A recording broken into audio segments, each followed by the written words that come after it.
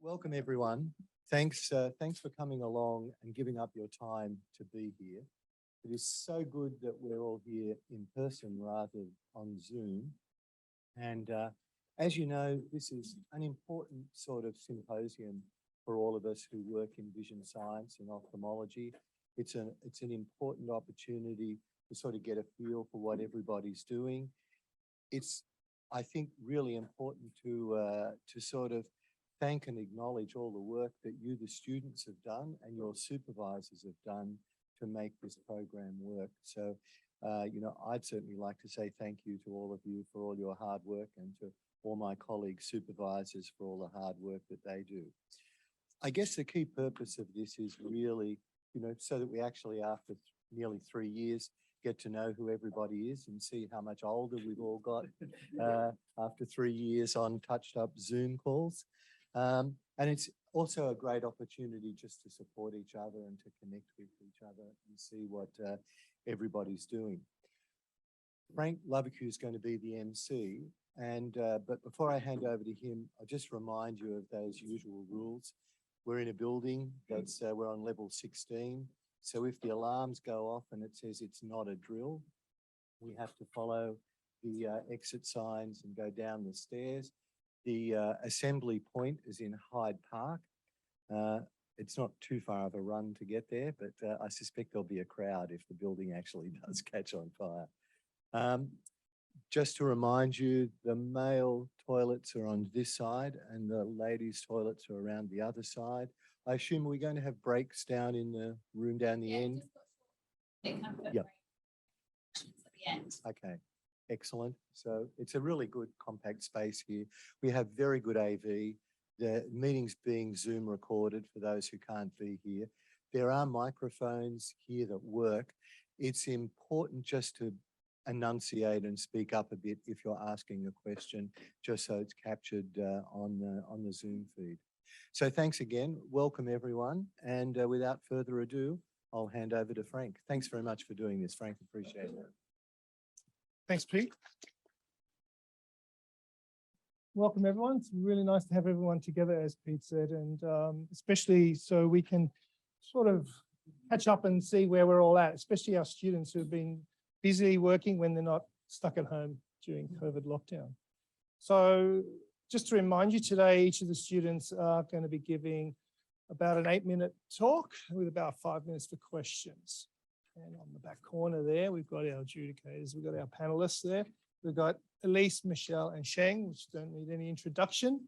And they're going to be sort of scoring our students on their performance today. Having said that, no pressure, guys. Just come up, enjoy. You guys are the experts here, and we can't wait to hear what you've got to say. So without further ado, since we're running, as Pete said, fashionably late, we're going to kick off with Lisa Pelluccini, who's going to start us off. And I'm going to let you introduce your titles because I was.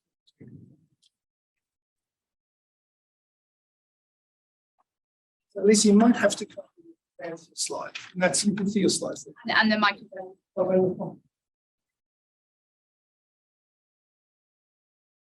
And the clicker. All right, the clicker, microphone, and everything in it. Hang on. Slides too. That's Are you okay with the microphone? There isn't a palette. That's perfect. You're right.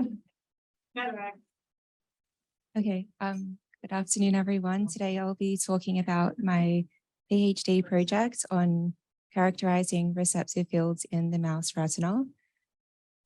So to start with a little bit of background, when light enters the eye, it's converted into trains of action potentials in the retinal ganglion cells. This output is sent via the optic nerve into the brain.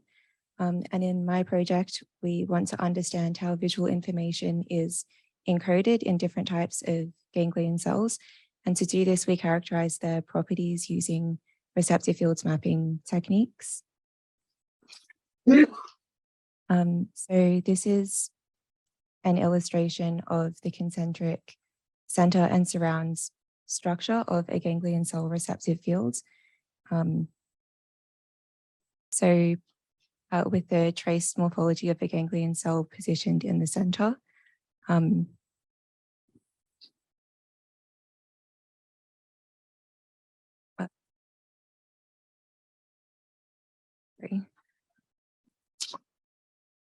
So the center surround structure is important for ganglion cells to detect contrast and for spatial discrimination. Over on the right, on your right, you can see plots of. The button, I'm going to raise the pointer, I think, of a sudden. There we go. So these are plots of the action potential output of the ganglion cell when a spot of light is presented over the receptor field in different positions. And this is the light pulse going from dark to bright to dark again. So firstly, when a small spot of light is presented just outside of the receptor field in positions 1 and 5, you can see that there's no change in the pattern of activity. When a spot of light is shown in position 2 and 4 in the surround region of the receptor field, you can see that there's a gap in the spiking because the cell is being inhibited. And finally, when a spot is shown right in the center of the receptor field, you can see a burst in action potentials because the cell is being excited. So you can imagine presenting these small spots over different axes on the receptor field and then building a 2-dimensional map. However, this would be very time consuming, which brings me to my project where we're using a more recently developed receptor field mapping technique consisting of bars, elongated bars presented in different orientations, 6 different orientations, and also 21 different positions per orientation. And the advantage of using these bars is that a single bar covers a greater portion of the receptor fields compared to the small spots. So we can map a receptor fields in a relatively short time. Following the experiment, we then use an iterative reconstruction technique that comes from the field of medical tomography to reconstruct the receptor fields image. So here you can see the experiment set up where that flashing bar stimulus, which we call radon, and other visual stimuli are presented on an OLED. The light is reflected onto the retina in the recording chamber. And then I'm recording intracellular spike responses to the visual stimuli. The recording electrode is inside a glass pipette, which is also filled with a fluorescent dye, and that's injected into the cell during the recording. And then I can recover the morphology under a confocal microscope, and I can identify the cells anatomically as well as physiologically. So here's an example of 3 different bar stimuli and the voltage responses to each stimulus. The data set consists of these voltage responses for the bars presented in all of the different positions and orientations. That data is processed and then fed into the iterative reconstruction algorithm, which then produces this receptor fields map. So a major advantage of this radon flashing bar technique is that it can capture both the center and the surround component of the receptive field. So this is an example where you can see the spike histograms for 2 separate components of the cell's response to the radon stimulus. The first component corresponds to this positive region in the center of the map. And then the second component corresponds to a surround region in the map. So it's also important to be able to compare the receptive field parameters obtained with this new radon technique with a more traditional stimulus, such as light spots of different sizes. Over on the left is a spot size function, a spot size response function. And from this data, I obtained a center radius of 100 microns and a center gain of 37 spikes per second. For the same cell, this is a receptive field generated with the radon stimulus. And from a circular Gaussian fit to this data, I obtained a center radius of 90 microns and a gain of 31 spikes per second. So for this example, the receptive field parameters measured with the two different techniques are a close match. This is the same receptive fields map zoomed in, and this is a reconstructed cell morphology overlaid on the center. So the size of the receptive fields center usually corresponds to the size of the dendritic field. And in this case, the dendritic field radius is 83 microns, which is a close match to the center measured with the radon technique. So then this is just a summary table of the cells that I've recorded that displayed good responses to the spots and radon stimulus.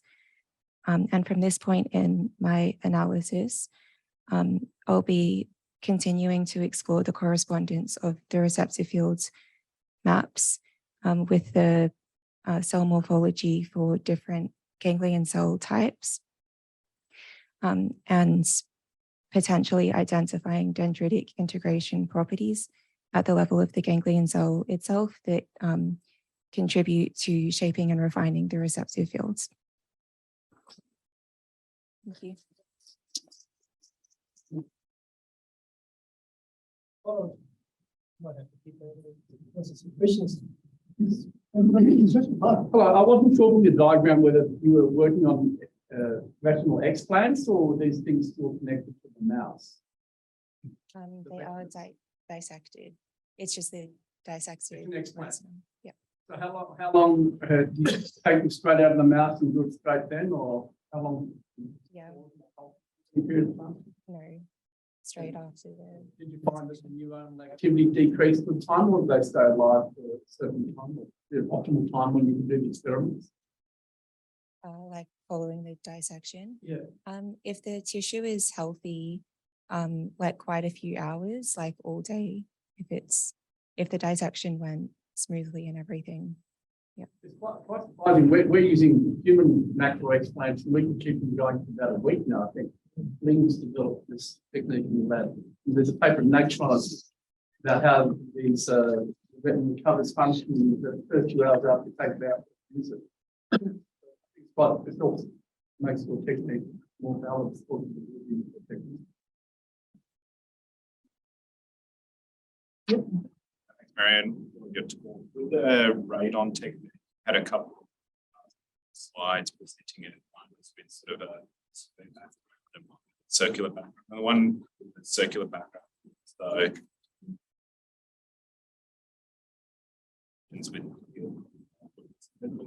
did that actually differ at all? The backgrounds.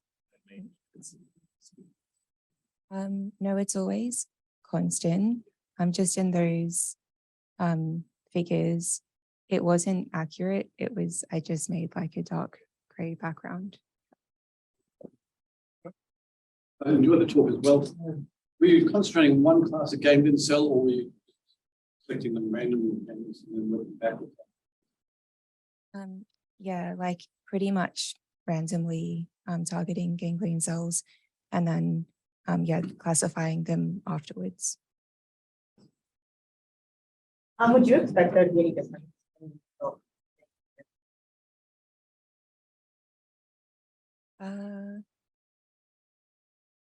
I'm not sure. I mean, I guess like there would be different cell types between humans and mouse. Yeah, I haven't thought much about doing these experiments in a different species. But yeah, like there's definitely like different classes of ganglion cells between different species.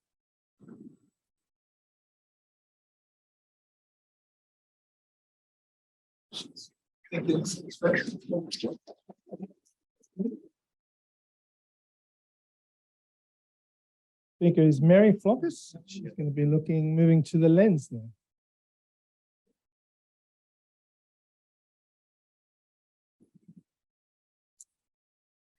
Hi everyone, my name is Mary Flockus. I'm under the supervision of Frank.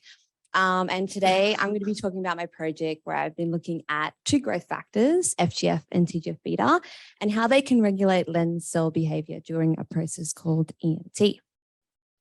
Now, in our lab, we focus on lens pathology, in particular fibrotic cataract, and these can occur at both the anterior and posterior poles of the lens. So with ASC, we can remove this with surgery. However, in most circumstances, a secondary cataract will occur in the form of PCO. Now, there's actually two types of PCO. There is a pearl-like PCO, which consists of aberrant fiber cells that form at the lens equator.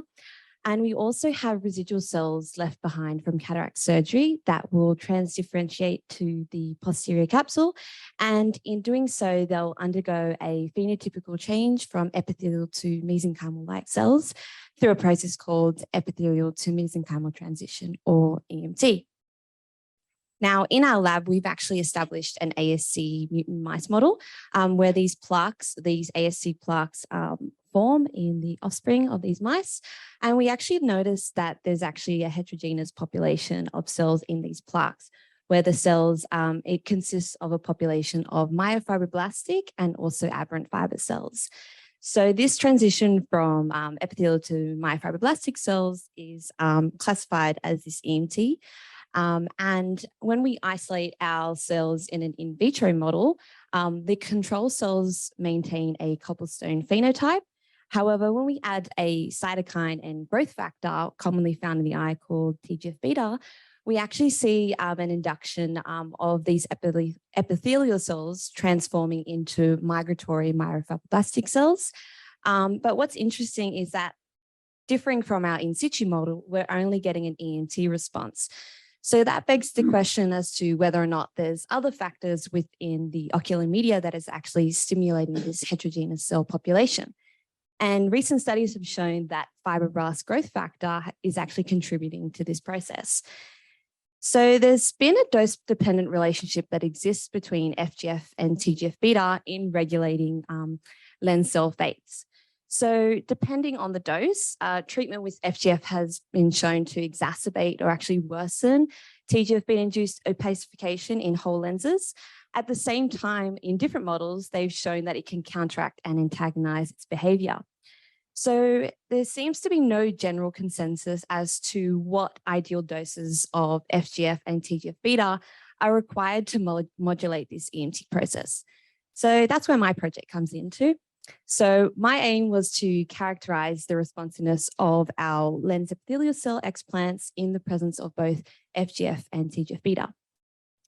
So on the side here, we acquire 21-day-old rat lenses, and we isolate the anterior capsule sheet, which contains the lens epithelial cell monolayer. And in our pilot studies, we looked at different dose combinations of both FGF and TGF-beta, and we noticed that for most doses, dose combinations, there was a uniform EMT response that occurred. However, we saw with a high differentiating dose of FGF2 and a low dose of TGF-beta, there were some differences in the cell types when we looked at both the central cells and the peripheral cells of these explants. And we characterize this using different immunolabeled markers. So marker ASMA for EMT, fiber differentiation markers, as well as some downstream signaling molecules. So across 5 days of culture, our control cells maintain their normal cell epithelial phenotype in both the central and peripheral regions of these explants. When we treated with FGF2, we saw a high differentiation response occur in both these regions. And similar to what we saw before with when we add TGF-beta, we're seeing these cells undergo a morphological change where they've become more myofibroblastic, and in doing so, they've acquired some contractile properties, which has caused them to migrate and modulate the underlying lens capsule, exposing the underlying lens underneath with some capsular wrinkling.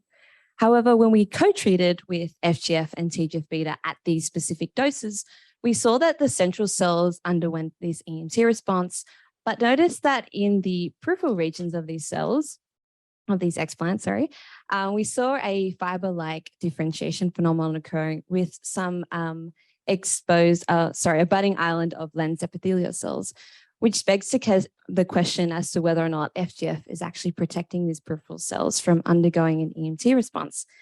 So using immunolabeling, we looked for alpha SMA, which is a stress fiber marker, and that was highly expressed in the central regions of these cells. However, interestingly, beta-crystalline, which is commonly associated with fiber differentiation, came up strongly in these peripheral cell regions specifically. So it is suggesting that FGF is potentially protecting these cells in these peripheral regions of these explants. And we quantified this using Western blotting, and we saw a similar response where we saw an increase in alpha SMA, specifically in the central regions of these co-treated explants. That was decreased in the peripheral cells of the co-treated explants. And the reverse actually occurred with beta-crystalline labeling, where we saw an increase specifically in the peripheral lens epithelial cells. So we wanted to test whether or not FGF was actually modulating TGF-beta induced activity. So we looked at a downstream signaling protein called SMADS, SMADS2/3, and using immunolabeling, we looked at whether or not it had been activated. So if it translated into the nucleus, as you can see in the control and FGF2 treated groups, it remained cytoplasmic, which represents no activity of SMAD activity. With TGF-beta2, it was highly localized in the nucleus, suggesting that TGF-beta is activated in their cells.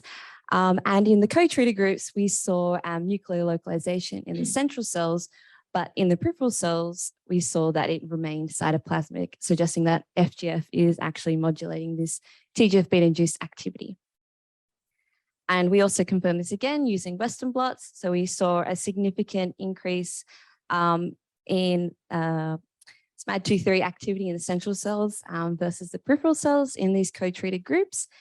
However, we also looked at a MAP kinase, which is another downstream signaling protein, but it's non-canonical for TGF-beta signaling, that is more responsible for cell differentiation and cell survival mechanisms. And this was significantly upregulated mostly in the peripheral lens epithelial cells, suggesting that FGF is promoting more cell survival mechanisms in these peripheral regions. So in summary, we've shown so far that FGF2 can modulate TGF-beta-induced ENT in a dose-dependent and also a region-specific manner.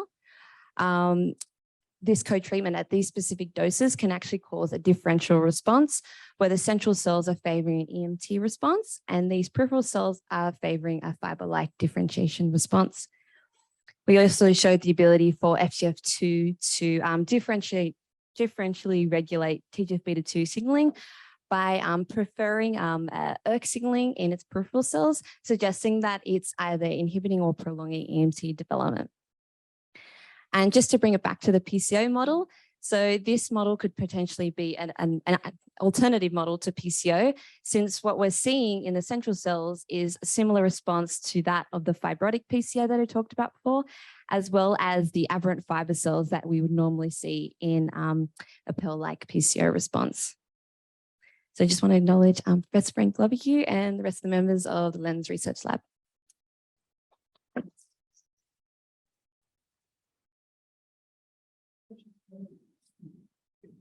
Have you, really good talk, thank you. Thank you. Have you been able to look at any pseudophakic eyes to see whether you can see the same pattern?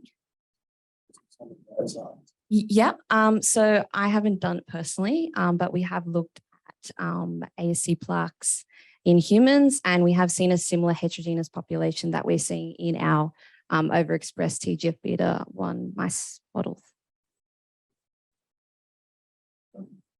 Very nice talk again. So in human cataract surgery, we remove the central cells with the capsular axis. You think drives the issue like this is you're sort of saying in the mouse model that drives EMT, which means spreading the cells. We have to remove those cells. So what do you think might be driving? So, well, there's one theory that I think it may be the cause is that once these cells have been exposed to TGF-beta originally in the central regions, regardless of whether or not they've been mostly removed from the central regions of the plaque, there could still be some residual cells that are sitting around the lens equator. And once TGF-beta is activated, it was just the EMT process is still going to occur whether or not there's differences in FGF gradients. So FGF there's less FGF within the aqueous versus the vitreous humor. So regardless of whether we're adding FGF near the end of that process, EMT's already been, or TGF-beta is already activated. So it's still causing this EMT process to occur. I guess, John, it's not all the anterior epithelial cells being taken away. It's the central ones. Yep. Yep. Very interesting work and nicely done. Thank you. In patients with very bad allergic eye disease, they actually get this fibrotic scarring of their anterior part of anyway, just maybe some gradient.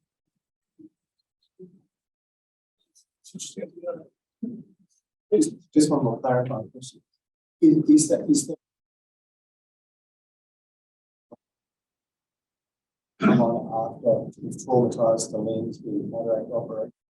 I think it's enhanced after either cataract surgery or stress or inflammation. I think I was reading a paper that it's around 200 to 300 picograms in high myopia cases. But yeah, it's definitely elevated or more activated during stress-induced conditions. In the stress-induced condition. TGF-beta is mostly in a latent form. It's used in small doses, but after surgery, it's an inflammatory response and becomes activated. The level is very high at the time of surgery and for that short period. Once those cells see that TGF-beta, that's it. No matter, even if you get rid of it straight away, cells have already been exposed. I'm speaking at the level of TGF-beta. I'm just interested that you use the low dose. What happens to these? So in combination with FGF. So I've done different dose studies and it's just exacerbated. So it's just worsened the EMT process regardless of if it's a low dose, it's a high dose. So the high dose of TGF-beta just speeds up the EMT process from a 5 to 7 day to a 3 to 5 day culture period where the cells are just completely dead and there's no cells within the capsule at that time. But it doesn't affect the FGF block of the protein. There is no block. Yeah. So it's just straight up EMT. Yeah. Yeah. Low dose of TGF-beta, high dose of FGF.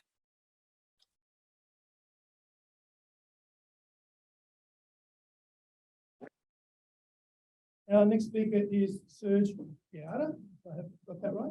Serge, well done. Hello. Good timing. I was waiting for this. Thank you. Hello, everybody. Thank you for allowing me to present today. So I'm oh, sorry. Can you hear me better? Okay. All right. Thank you. Sorry.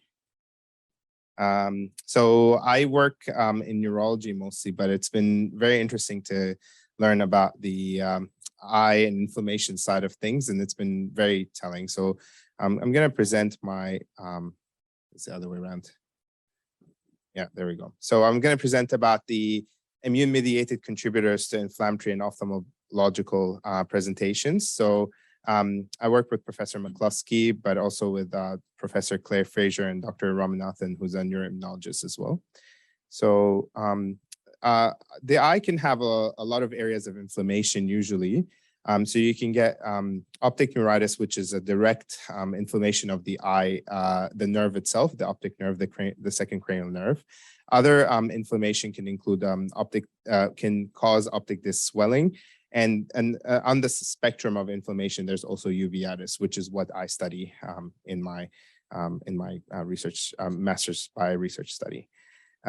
So in terms of uveitis, it's I don't know if my audience, if they're ophthalmologists or not, but basically it's an inflammation of the uveal tract, which includes the iris, ciliary body, and choroid, which can spill over to adjacent structures, including the retina, the vitreous, and the optic nerve head. There's a wide symptoms that you can get, including anything from being asymptomatic to decreased visual acuity to difficulty with floaters and sometimes pain. And it can potentially, if left untreated, cause visual loss. In terms of the way it's classified, there's a standardization of uveitis nomenclature working group, which looks at the potential, the differences in dividing the classification. Anterior includes iritis and iridociclitis. The intermediate uveitis is pars planitis and cyclitis, and the posterior uveitis includes retinitis, choroiditis, and papillitis. And you can have panuveitis, which includes all of it. The reason why it's important to anatomically differentiate is because different areas get affected by different pathologies, although there's some overlap. So when you find out what the pathology, where the pathology is, it can be helpful to further look for different diagnoses. So this is kind of the potential causes that you might get with uveitis. So this includes infections, usually the herpes viruses, which include HSV, VZV, CMV, can potentially cause uveitis. Infections such as syphilis and tuberculosis are also some of the infectious causes. There's much rarer causes like Bartonella, cat scratch disease. And there's ones with systemic disease associated with systemic disease, such as ankylosing spondylitis, sarcoidosis, and inflammatory bowel disease. So these are usually considered to be quote unquote immune. There's also without systemic disease, which includes the idiopathic, which is part of what I study. There's medications, there's ocular surgery. Recently, there's been association with COVID vaccinations, and there are masquerading uveitis causes such as lymphoma and other cancers. So part of what I study is the idea that despite all the investigations that we do, including imaging, all the modalities that we use, 10 to 30% of patients might not have a clear identified etiology. And that is important because that will affect whether or not we, how we treat the patients. So people with infectious etiologies get treated with antibiotics, and people with inflammatory etiologies get treated with immunosuppression. But when we don't know what we're looking at, it might be difficult for us to treat. And that's why the idea of the study started. So the manifestations of the inflammatory disease, it could be sometimes uveitis could be, and when I'm talking about inflammatory disease, I'm talking about generalized inflammatory disease. Uveitis is recognized as a first presentation of inflammatory conditions, and 1% of people with multiple sclerosis can have uveitis as their first presentation. So it's important to look into uveitis as a way to predict further inflammation. The research team with Dr. Ramanathan has also identified a cause of eye inflammation in uveitis, which is myelin-associated oligodendrocyte glycoprotein disease, which can present with uveitis and other manifestations, which include optic neuritis. So in some patients, this can cause optic disc swelling, which is characteristic for MOGAD. So this is important, like I mentioned previously, because idiopathic uveitis do not have a clear plan, and topical treatment may not be successful, and delayed diagnosis can sometimes cause permanent visual loss. Early diagnosis of an immune condition or an infective condition actually can help with the right therapy and prevent potential quality of life and vision loss. So my study looks at patients and in the clinic, so with the hypothesis that says that a proportion of patients with first onset of uveitis may be of immune-mediated etiology.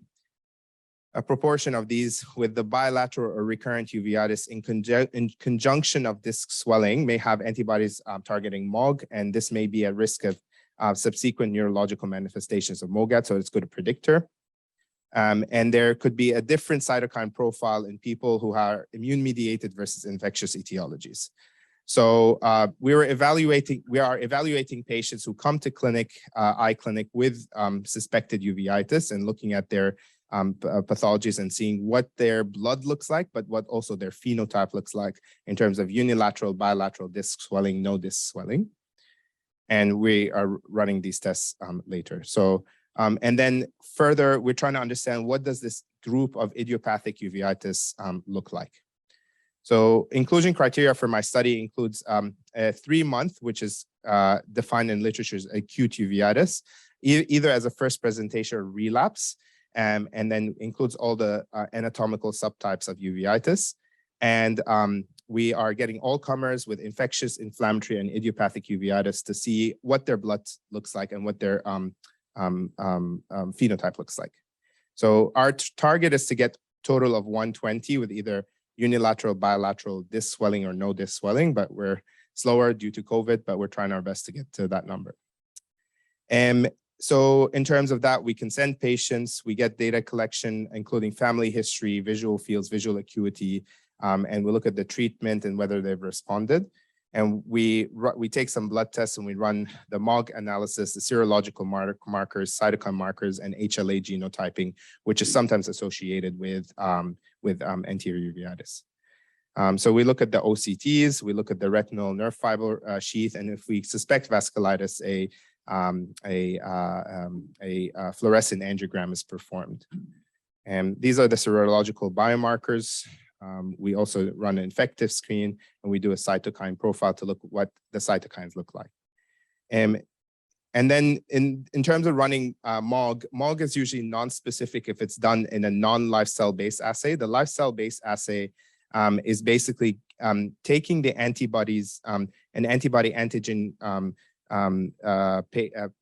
patient's serum, and then transfecting it to somebody who as very strongly express, so a patient cell, either a kidney, mouse cell, or a stem cell that expresses very strongly MOG antigen, and we see how much it lights up based on flow cytometry. It's a pretty involved process, but it has a sensitivity and specificity of 95% and 96% respectively. So far, we've recruited 55 patients, 31 females and 24 males with a large age range. 27 from Sydney Eye Hospital, 2 from Westmead Eye Clinic, 1 from Blacktown Hospital, and 4 from other sites. And then the differential of the patient's presentations includes anterior 38, 22 if you exclude the pan, 21 and 25. It's kind of reflects the precedents that we have in the community in previous studies. There's 32 bilateral, and we have idiopathic 19 out of 55 at present. So in terms of the etiologies that we found out, there's the 19 idiopathic, there's the 23 immune-related, such as all these syndromes, and there's 13 that are infective. And we're going to follow them up in the clinic and see how they respond in terms of their markers. And we're going to run their blood tests to see if they're different. The distribution is 23.6% infectious, 34.6 idiopathic, and 41.8 immune-mediated. I still don't have all my results, but basically it's reflecting the literature pretty well in terms of 1/3 being idiopathic, and we're hoping to get some data on that. So the implications for our study is that it will help us be able, if we know that the cytokines for an infective uveitis looks like something, if we have somebody who has idiopathic uveitis, we can say, okay, look, the cytokines look like it's infective. It might be more pertinent to investigate for that, to understand what happens in idiopathic uveitis as a group, and finally to identify a disease etiology, which will enable more targeted therapeutic approaches and improve patient outcomes in general. Thank you so much.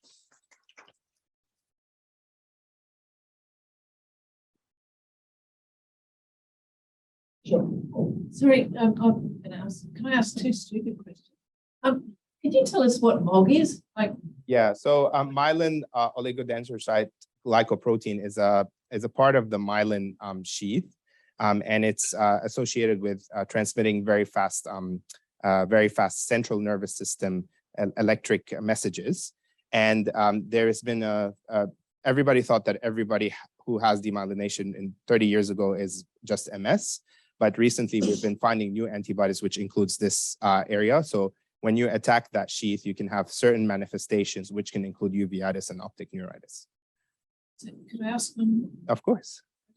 Bunch of them. Sorry if I'm going over time. But, so that means that exclusion criteria, for example, would be MS patients who study like you would screen. We're taking all comers because the idea is that we're taking everybody who has uveitis, and we're seeing if one of our aims is to see whether or not this predicts systemic inflammation. So the idea is that we're looking to see if that will cause MS. We haven't had any of our patients who have MS as well as uveitis at the same time, but it is, like I mentioned, there's 1% of people who do have uveitis prior to MS. Thank you, very interesting.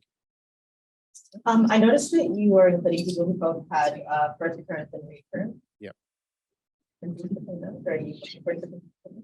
Well, that's also part of the, I guess, the hypotheses that we're going to be asking. The reason why we included these is because there's a lot of people who have been diagnosed as HLA-B27 related or infectious related who might have two pathologies contributing to their uveitis. So I think one of the first cases had inflammatory bowel disease associated with syphilis, with MOG antibody positivity. So the idea is to kind of take everybody and see whether or not the blood looks different, and to basically look at acute uveitis as a general group by itself.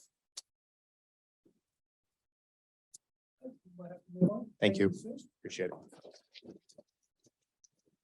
Next speaker is Xiao Zhu Zeng. Pronounce that right? You got it.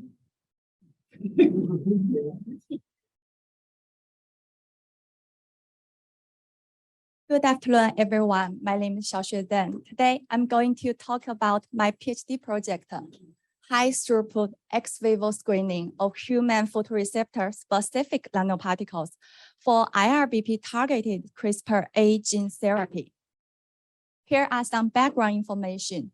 IRBP, a neuroprotective protein, is secreted by photoreceptors. It's important for retina health through these ways. The main focus of my PhD has been IRBP, during which I published the two papers. The most recently published one, I used a small molecule to treat the human retina, and through the signaling cascade, I upregulated the IRBP. As a result, protected photoreceptors from degeneration. However, there are challenges in delivering IRBP. As for small molecules, they may have off-target effects.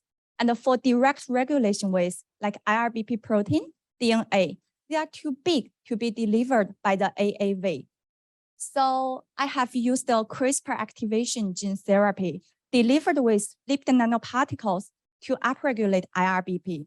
Thus, we can treat retinal degeneration. Advantages of lipid nanoparticles for retinal drug delivery are relatively low toxicity, long half-life, and high delivery efficiency. A diverse range of lipid nanoparticles is available, and every different lipid nanoparticle will have different affinities to different cell type. So I have developed a high throughput platform to screen the lipid nanoparticles for drug delivery to photoreceptors. As for the method, I established a barcode single-cell RNA sequence to screen the lipid nanoparticles. Here is the lipid nanoparticle when synthesized with the help from Sydney Nano Institute. The lipid nanoparticle is with the similar structure but different components from the Pfizer and Moderna COVID vaccines. We use this kind of structure because it's good for the DNA and mRNA capture inside to the lipid nanoparticles. We synthesized these lipid nanoparticles through a microfluidic system. Lipid in the azonar and the mRNA in the citric buffer, they are injected into the microfluidic chip for synthesis. Figure C is the atomic force microscope image of the lipid nanoparticle when synthesized we can see a very round-shaped lipid nanoparticle without aggregation, which means the lipid nanoparticle we synthesize is of very good quality. Another example of good quality of our nanoparticle is the size distribution curve. The three curves represent the size distribution of the same lipid nanoparticle at the different time points from day 0 to day 1 to 20. The three curves, they are overlapping, which means they are stable over months. So I used with the microfluidic system, I synthesized 10 lipid nanoparticles, everyone with a specific barcode inside. I put the barcode lipid nanoparticle library to human retinal explant. Retinal cells were dissociated and sequenced. Here's data analysis. The UMAP shows the transcription profile of more than 10K cells. Every dot is a single cell, and the different colors represent 9 different major retinal cell types. For barcode distribution inside these cells, this figure, the blue dot stands for the barcode, which represents the lipid nanoparticle distribution. Everyone is different. Let's take a closer look at the magnified image. The red dots in this image is a barcode, which represents the lipid nanoparticles. This is a good example showing the lipid nanoparticle distribution in the Mueller cells. I also developed the CRISPR activation system to upregulate IRBP. So for CRISPR activation system, it's composed of 2 parts, the single guide RNA and the decasline VPR enzyme. The decasline VPR enzyme can activate the transcriptional start site, producing downstream mRNA and translates them into proteins. For the single guide RNA, they are guide the enzyme to the target gene. So if we want to get successful CRISPR activation, we need both the single guide RNA and the decasline enzyme to work well. For the single guide RNA, I designed 3 of them and transfect them into Y79 photoreceptor-like cell lines. And from the Western blot result, we can see guide RNA3 is a potential candidate. And for the decasline VPR enzyme, it's also very big. So I want to use the mRNA form to transfect them. Then I established the in vitro transcription to synthesize mRNA. This is the functional mRNA with different parts, the 5' cap, 5' and 3' UTR, and poly A tail. They were all used to stabilize mRNA and regulate the translation efficiency of mRNA. And the central coding region can be replaced by any gene of interest. So I first put EGFP sequence into this region, produce the EGFP mRNA, synthesize the lipid nanoparticle with EGFP mRNA inside, treat the human retinal explant with the synthesized lipid nanoparticle. And from the human retinal explant, we can see there are green fluorescence expression in the inner nuclear layer. So this means our own synthesized mRNA is functional, and also our squint lipid nanoparticle can bring the mRNA to the human retina. In summary, I have been successfully fabricated a range of lipid nanoparticles for testing, which was then can be successfully screened using the single-cell RNA sequencing in human retinal explants. I've also established an in vitro transcription platform to synthesize mRNA. As a result, all this make the successful transfection of functional mRNA using the lipid nanoparticle into human retina tissue. For future directions, I will create a larger library of lipid nanoparticle to screen for the photoreceptor cell specific one to do the treatment, and also test our CRISPR-A mRNA and lipid nanoparticle in ex vivo and in vivo models. At last, I want to thank my supervisor, Professor Mark Gillis. He's always supportive. Thanks for the Sydney Nano and the SafeSide Institute Kickstarter project. Thanks for everyone in macular research group and my scholarship founder, and we acknowledge all the eye donors. Thank you.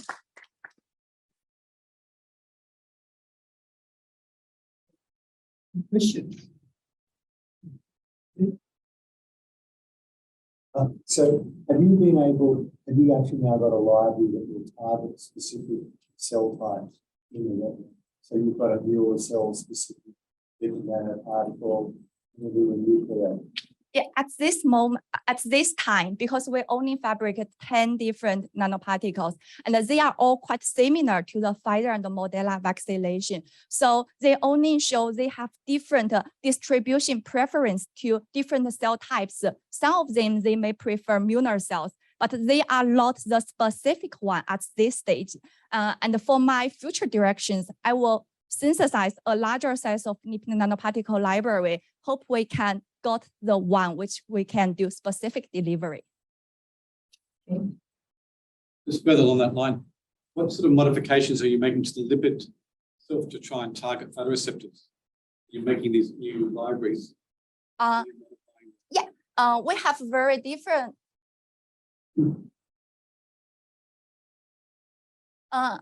Like in this figure, this is a lipid nanoparticle. It has several parts: cholesterol, cationic lipid, PEG, and the phospholipid. They all have different functions. Like the cationic lipid, they are because they are cationic, they are good to capture the DNA or mRNA, and also it's easy to cross the cell membrane. So we just change the different types of the lipids and change the ratio and to try their different preference to different kinds of cells. The upper limit on the coding region. Sequence can you? At this moment, the longest we've synthesized is the CRISPR mRNA. It's 6.9 kb. I've worked with cell and P before, and I noticed that we had a lot of variation in toxicity. The cells, do you find that there's any variation in toxicity between the kinds? I think it depends on what kind of nanoparticle you used, because the lipid nanoparticle library we used is the lipid one. So it means it's similar. It can be metabolized by our body. Like the vaccine, like the COVID vaccines, they always use the lipid based. I think for the other types, like the metal nanoparticles or others, they may have higher toxicity. Thank you. Our next speaker is Mei.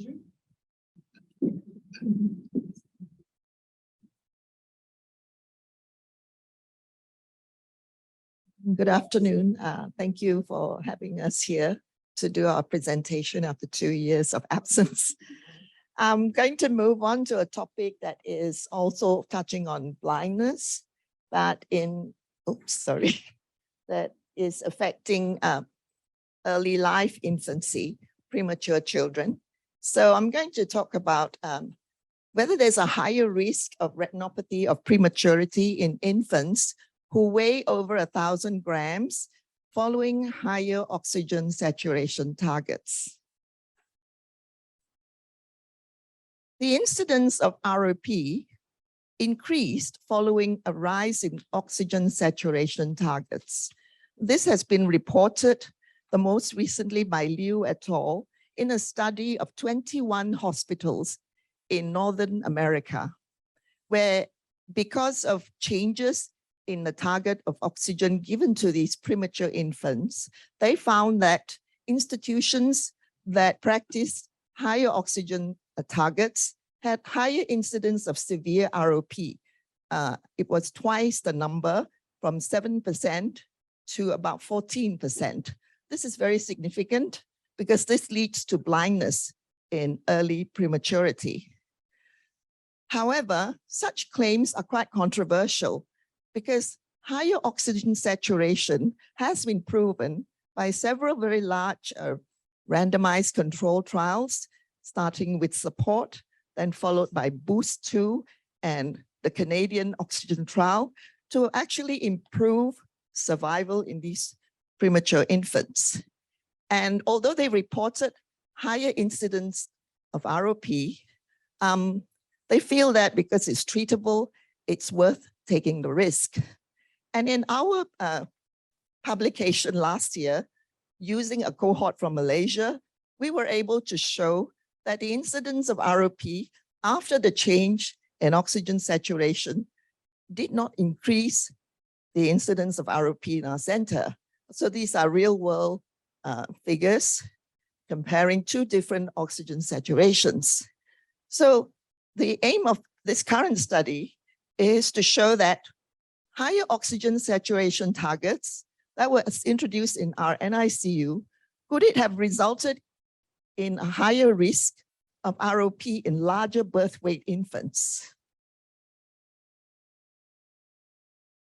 So our hypothesis was oxygen a risk factor in ROP in larger birth weight infants? We're talking about those who are not in the extreme low birth weight category, so they weigh over 1,000 grams. And that there were no other risk factors involved for development of ROP. So clearly implicating oxygen as a risk factor. So between 2003 to 2016, we had a cohort of 626 premature infants who were screened for the disease. Midway through this period, our oxygen saturation targets were revised following neonatology trends. So there was two epochs of oxygen groups.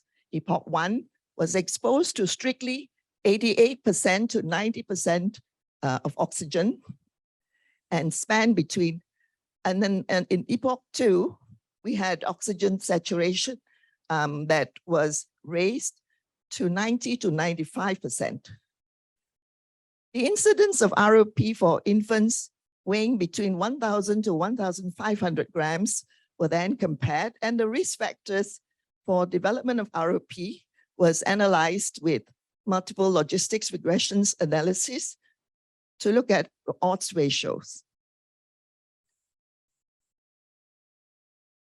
So altogether, we had 408 infants who fit the inclusion criteria, and there was 407 infants that had full data sets for us to analyze.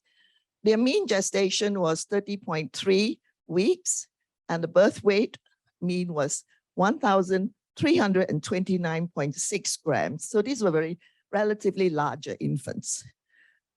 We found that the difference between the epochs was actually not very significant, although there was a difference.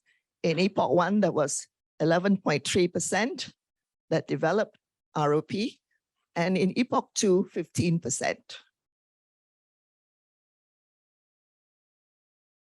We went on to do multiple logistics regression analysis, looking at several risk factors on the left column, and looking at infants that were over 1,000 grams.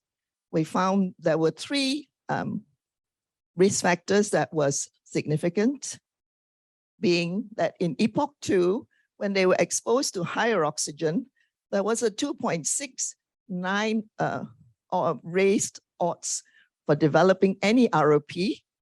And if you look at the bottom of the chart, the table, sepsis being present gave an odds ratio of 3.068 times. And if the infants had gestation below 28 weeks, the risk was raised 5.19 times. So the predictability for the ROC curve was high with AUC of 0.72.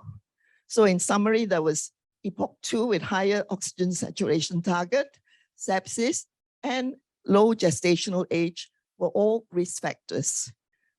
The number of infants that developed severe ROP in our cohort was too small to be analyzed, so we weren't able to do that. Now, this was published last year, when we analyzed the entire cohort of 626 infants, including smaller babies. So we also found that higher oxygen epoch did give a 2.2 times risk of developing ROP.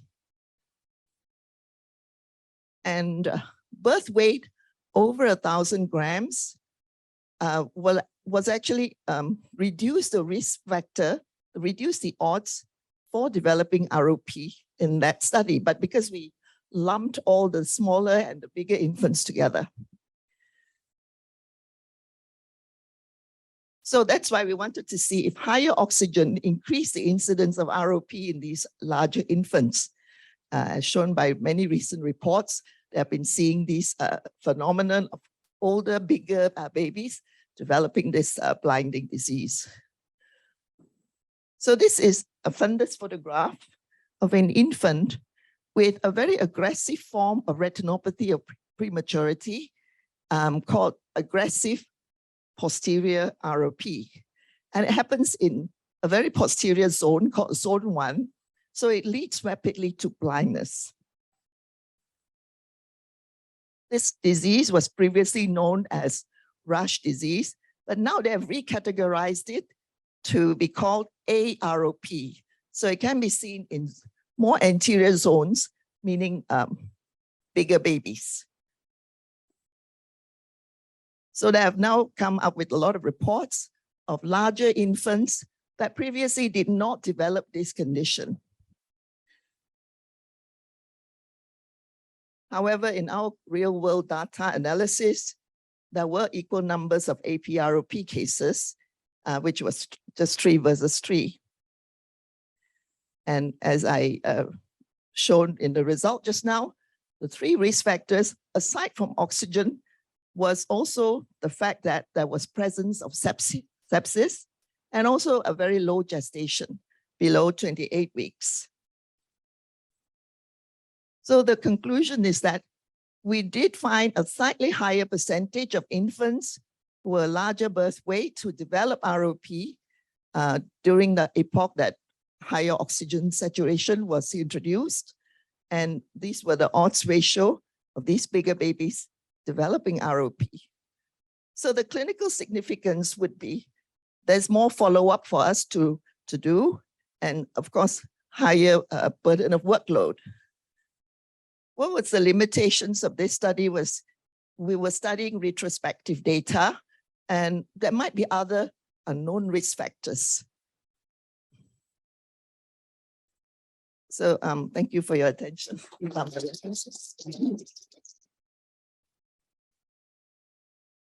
Questions, please. Yeah. Great talk. Given it was retrospective and they weren't allocated to their epochs according to randomization, how were they allocated? And does that give it was not allocated, it was just consecutive infants that were recruited into our ROP screening program. And because we've been following the same criteria from the beginning when I started the screening in that hospital. So the criteria was always the same. Any infants that were born less than 32 weeks gestation, and those that had birth weight of 1,500 grams or less. And there were some infants who were very ill that needed ventilation or for more than 7 days, or oxygen for more than a month. So it wasn't a randomized control trial. It was just we picked out all these consecutive infants that we screened. the epoch before the internet? Who was after? Yes, that's right. Because it's the implication is actually more legal. There's a lot of people are saying, yeah, we're seeing a lot of bigger babies getting ROP and going blind. So the first thing the parents ask us is it because of the oxygen? So but I'm trying to show that it does increase, but it's not really significant. And we haven't seen very severe diseases that we can't handle.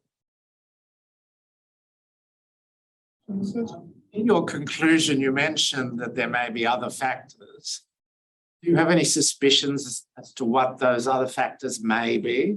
Yeah, one of the things that we published last year was that we found that aside from improving sepsis and also ROP wasn't that bad actually in some of the cases, there was an increase in intraventricular hemorrhage in the infants. There was a 2 or 3-fold increase. So now we look harder when we see a child with intraventricular hemorrhage. Possibly they may develop ROP. So these are factors that I think today we are still grappling with. What are the risk factors? So septicemia is one of it. So we've improved that with increased oxygen and improved survival.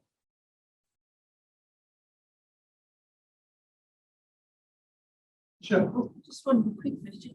So for the infants that had sepsis, do they have medication given to that have any impact on these outcomes? Yeah, there is sepsis when there's proven culture with culture. So they are started on medication and the antibiotic choice is limited by finance. So in our hospital, we have just one type of antibiotics for gram-positive and another for gram-negative. I can't quite remember what it was. Yeah, so, but we did prove in the first epoch and the second epoch where oxygen was higher, sepsis was improved by a great percentage, which was very significant. But why did we not get a reduction in the incidence? So these are things that we might have not seen, you know, that we couldn't have picked up with the data that we had. Thank you. Okay, so we've got another bunch of speakers for the second half of this, and kick us off. We've got Taylor Wishart, who's going to be talking about. Hello. For those of you who don't know me, my name is Taylor. I am working with Frank in the Lens Research Lab and Mary also, who you heard from earlier. I am working on this really interesting group of proteins, or glycoproteins more specifically, called heparan sulfate proteoglycans. And I use the lens as a model to look at those. So finally, I'm at the end of my PhD. I've made it through normal biology development, and finally I'm in the pathology part, which is turning out to be pretty fabulous. So I'm just going to give you a bit of an overview of what I've been looking at there. All right, so I know you heard from Mary earlier a little bit about fibrotic cataract, but just another kind of overview of that. So we have a couple of different types of fibrotic cataract. We have the anterior subcapsular cataract. We have the posterior capsular opacification.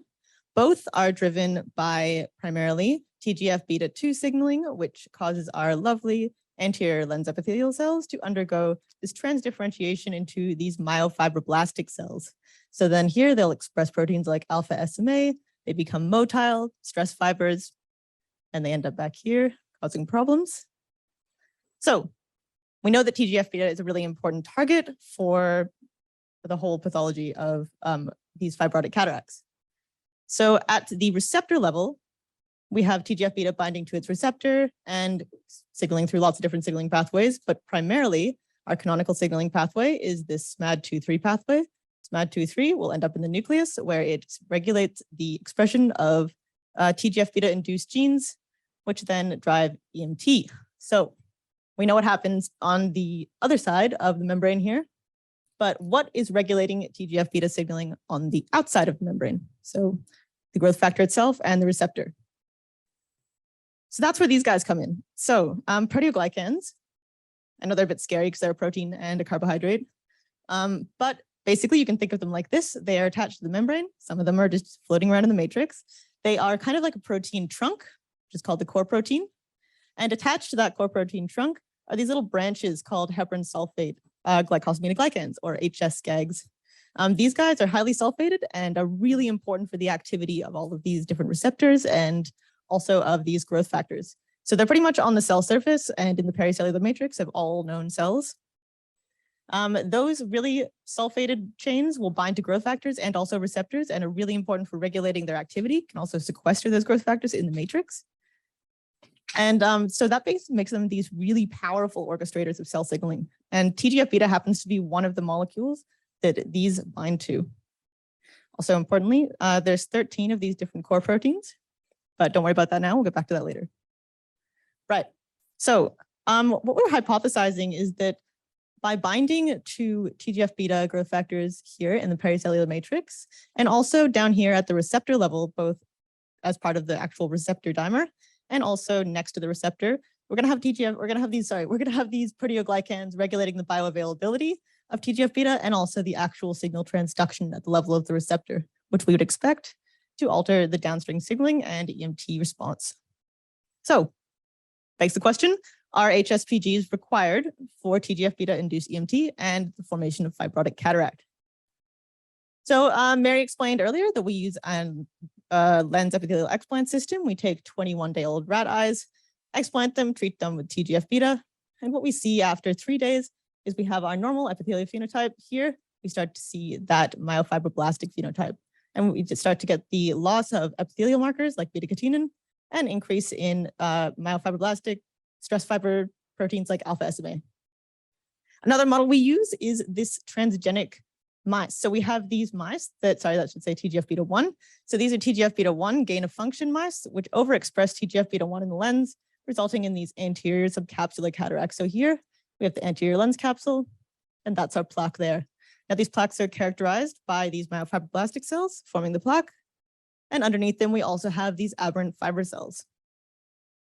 So the first thing we wanted to do was look at the spatiotemporal labeling of different HSPG core proteins and also of the actual carbohydrates, the active functional part of these in TGF-beta, the overexpressing mice.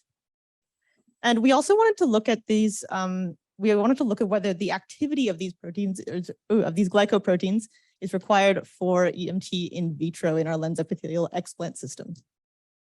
So the first thing we can see, now here we are in our transgenic mice, is that this is a labeling. So this is the heparan sulfate glycosaminoglycan. So this is those branches that are really important for the activity. So this represents basically all of them. What we can see is that there is an increased expression of heparan sulfate activity in the plaques. So that is immediately going to tell us that maybe there's something going on. So what we can see then is that we then went ahead in our explant system and used a small molecule inhibitor of heparan sulfate activity called surfin. And we used it in conjunction with TGF-beta treatment. Here you can see relative to control, TGF-beta, of course, like we saw before, increases, basically causes the myofibroblastic differentiation, but that is completely blocked with the addition of surfin. And surfin itself doesn't really have any effect on the cells. Yep, so that will change the morphological changes. Okay, so what about that downstream signaling? Well, what we can see is that when we add TGF-beta to those cells, we see the translocation of that total SMAD2/3 into the nucleus of those lens epithelial cells, which this is just at 2 hours. So this is really early and one of the first signs that EMT is going to happen. Once this happens, it's really hard to reverse EMT. We can see that this is also blocked by surfin. So this is actually getting blocked at a level above the SMADs. And yeah, so that's fabulous.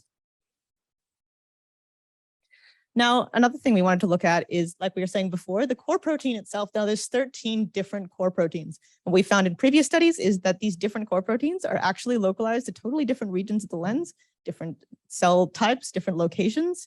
And that we think that these core proteins are differentially regulating different things. And in certain cancers, we found that specific HSPGs are upregulated and driving the pathology of those cancers. So we wanted to see if that was the case also in these fibrotic cataracts. So you see kind of three major trends. First one is that we don't see a huge change in level or localization. So this is syndican-4, one of them, expressed in the lens epithelial. Here we can see that it's expressed in the myofibroblastic cells, but still in the plaques, not much difference. Here we have another one, glypican-6, which is actually is pretty expressed at pretty low levels normally, which actually goes up specifically in those transdifferentiating, those aberrant fiber cells, like that one. So that's an aberrant fiber cell, so that's quite interesting. Haven't worked out exactly why that is yet, but it is not expressed normally in the fiber cells. So that one just appears in these specific fibrotic fiber cells. And finally, and maybe most interestingly, is we have a couple that are acting seemingly as markers, which are almost not expressed at all in the normal lens, but now suddenly are coming up very strongly in the fibrotic parts of these plaques. So these could act as potentially an exciting new marker for these fibrotic forms of cataract. So in summary, we have lots of HSPG activity happening in these plaques, and this activity actually is definitely associated with the pathogenesis or progression through EMT of these cells.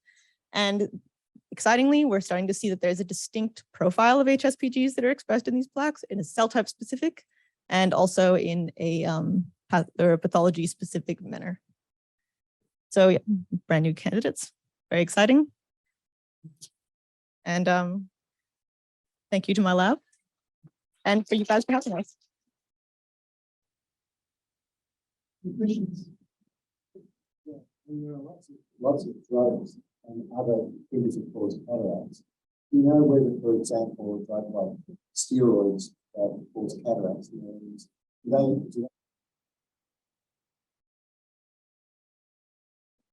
so, yeah.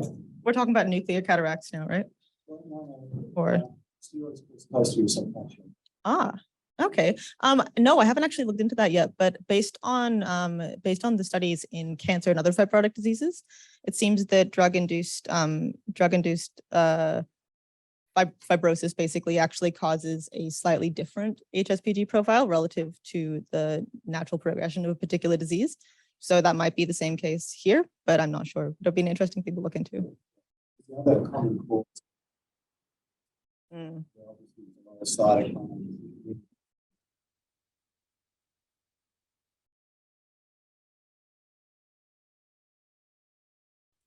Yeah, super interesting. Good talk. Another great talk. We've been using sodium heparin with pediatric cataract surgery for a long time. Yes, I've seen those papers. That really reduces inflammation. So how does a sodium heparin interact with heparin sulfate? So interestingly, what it seems to be doing, so not to be confused, so heparin is a bit different from the heparan sulfate proteoglycans. Heparin can be detached entirely from a protein. It also is much higher affinity and will usually outcompete these guys. And when it's kind of floating around, it seems to have pretty different effects to when it's bound to a particular cell type. But that's really interesting, and we've been kind of looking into that, and inflammation is definitely a big frontier with proteoglycans, and it would be super interesting to see how inflammation influences them. That was a great talk, thanks. How does this inhibitor serofan, how does that actually work? And how specific? Right. So, this is a brand new kind of, so it's kind of strange trying to find something that'll inhibit a carbohydrate, right? So what we have basically is we find that the parts of these, this is the whole this is the heparin sulfate chain. And we have these really highly sulfated regions that are basically responsible for this electronegative binding to FGF or any other heparin binding growth factor and also receptors. So even though that these guys are generally kind of a bit homogeneous and can differ, it's these really highly sulfated areas, very electronegative, that are binding to things. So we actually have surfin, which is an electronegative inhibitor. So actually it's a, sorry, not electronegative, it's a, basically it's a really positively charged inhibitor that will bind specifically to these groups. We've done a whole bunch of studies looking at dose response of this, different doses. It is, it's very specific, it seems, to heparin sulfate. Other people have done work on it who were developing the inhibitor, looking at if it bound to things like heparin or keratin sulfate, dermatin sulfate, hyaluronan, and all these other proteoglycans, and it seems that it's very specific for heparin sulfate. Sure. Oh, just wondered, is there any role for matrix metalloproteinases in any of this? And, even in terms of activating latent TGF-beta, that maybe might be involved. I actually think absolutely. We actually just wrote a review on proteoglycans in the lens specifically. And one of the sections that was particularly interesting was the role of matrix metalloproteinases, especially in releasing some of these guys from both in the pericellular matrix and also at the cell surface. So the MMPs basically can cleave the proteoglycans from the surface, which can totally change the gradient of an entire growth factor since they are super important for regulating those gradients. And people have shown that that is actually a huge factor, especially in cancers, of regulating these things. In Brooks membrane, for example, that's one of the things that's positive as being AMD related processes. Yeah, actually, no, it's really interesting. We can actually see some, like even just in these transgenic mouse eyes, we can see some really interesting changes in the retinal proteoglycans as well, which we think may be associated with something like that. Thank you. Just a quick question. If I just, do these interact with diabetes, cataracts? So as far as I've seen, no. The inhibitor you mean specifically? No, not at all. Okay, thanks, Taylor. Moving right along, we have now Sophia Segura. Nice to meet you too.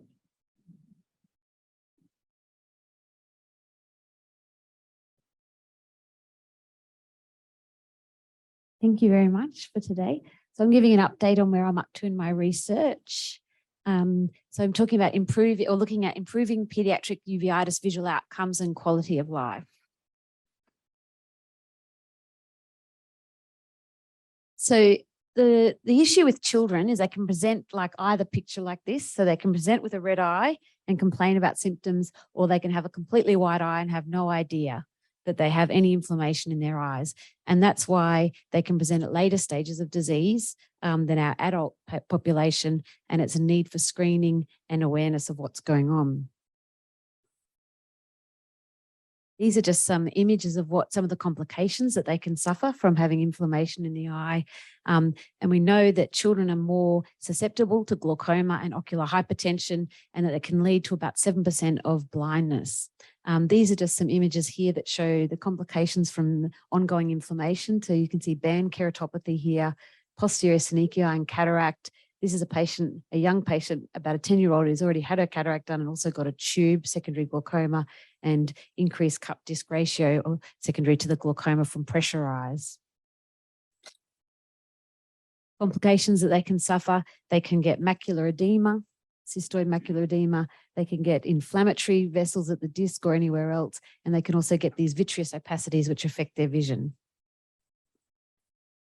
So prior and in the past, treatment was focused on steroids, and these all exacerbated these complications that we were seeing. And so now we're moving towards steroid-sparing agents like methotrexate and mycophenolate, and we're also using biologic therapy. And agents that we use commonly are adalimumab, infliximab, and tocilizumab. And now we're moving on to another class of drugs called JAK inhibitors. We've now implemented a change in our treatment where we have this gold standard that was implemented by the EULAR guidelines of multidisciplinary clinics. And in New South Wales, we've been operating that since 2016. And by that, we mean we have multiple consultants in the clinic, including a pediatric rheumatologist who also helps see the patient at the same time and helps administer these medications. And we make a decision about treatment then and there, and avoiding multiple reviews at different clinicians. There's a documented increase of anxiety and depression in our pediatric population who suffer from inflammation regardless of treatment. And also there's a needle phobia when we do talk about using these agents. So that's led on to my research. And the question is, are these changes improving the visual outcomes in our pediatric population and quality of life? So initially the purpose was to investigate visual outcomes of pediatric uveitis in relation to the diagnosis and treatment of the uveitis with steroid-sparing biologic immunosuppression, to investigate the rates and timing of cataract and glaucoma surgery, and then moving from there to explore these changing paradigms as to whether they're actually improving our patients' and carers' quality of life. In terms of my methods, so initially I started with a review of the pediatric uveitis data from the Children's Hospital, Westmead, Sydney Eye Hospital and SafeSight Institute, where we've been seeing those patients during that period. And then now moving on to my next part of my project, which I'm calling Conquer, where we're going to look at the patients and their carers, and we're going to ask them to fill in both health-related quality of life questionnaires and vision-related quality of life questionnaires. And the reason for doing both is because the health-related quality of life looks at the immunosuppressive therapy, the drops, their different treatments and how they're affecting them, whereas the vision-related quality of life actually looks at how their vision affects their daily activities of living. And so there's 3 validated studies that I've chosen for the parents and carers in the validated health-related quality, which have been used in prior studies, and also in the vision-related quality of life. And then I'm going to correlate those with their clinical characteristics and their diagnoses that we see them in clinic. So in terms of the inclusion criteria, less than 18 years of age and diagnosis, any form of diagnosis based on the SUN criteria, follow-up of at least 3 months, the pediatric glaucoma guidelines, ocular morbidities, treatment of the uveitis, and then in the prospective part of the study will be the ability to actually consent to completing the questionnaires and being able to complete them. So in terms of the retrospective data, I have analysed 145 children with 232 eyes diagnosed with pediatric uveitis between 2005 and 2021. And in similar keeping with the majority of the literature and the majority of bilateral, we have a preponderance of female. The most common etiologic diagnosis was JIA-associated uveitis, that's juvenile idiopathic associated uveitis, and then apart from that was idiopathic uveitis. And the majority of the patients we see have anterior uveitis, so that's where the inflammation is in the front of the eye. In terms of the immunosuppression, I found 91 patients on methotrexate and mycophenolate, 44 on adalimumab, 4 patients on infliximab, 5 on tocilizumab, and 2 on tofacitinib, which is a JAK inhibitor, which was one of our newer agents that we're really only using when they've failed all those other prior medications. What's been interesting in getting people's head around is that 20% of the patients are unilateral, and a high proportion of these patients do not have any other documented disease or arthritis. So we're treating them with this systemic immunosuppression based totally on the inflammation in their eye. And that has been the real paradigm shift in these patients and their carers. Also interesting is the mean duration of inflammation prior to commencement of a biologic for the whole study was 22 months. But looking, since we've started a multidisciplinary clinic, that has now been reduced to 12.2 months. And the mean age of commencement of biologic was 9.2 years. And we're seeing a reduction of that to 7.1 years over the last few years. And this is just to highlight that initial studies looking at the initiation of biologic therapy did show an improvement in their logMAR visual acuity, which was then sustained over 12 months. In terms of the ocular hypertension, glaucoma and cataract, over 60% of eyes diagnosed with uveitis did develop a raised IOP at some stage, and close to 74% of this was presumed to be steroid-induced. And 49 of the 232 eyes ended up having glaucoma surgery, and 56 ended up, which 24% having cataract surgery. And we are seeing a decline in both of those since 2007. And this is also in keeping with the known literature, but what we found in our data as well was that those that went on to have surgical management of their ocular hypertension and glaucoma, as well as medical management, had a higher median number of steroid eye drops per day.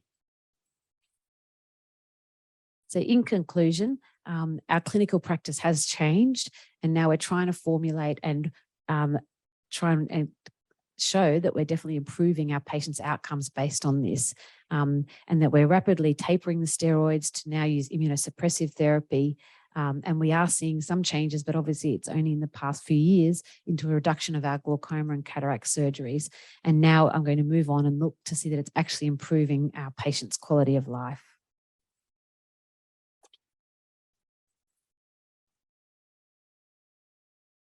Thank you, Sophia.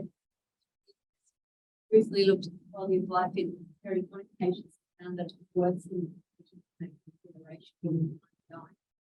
Just in terms of your patient group, it's obviously very important that how you're going to unpack the different things that might include.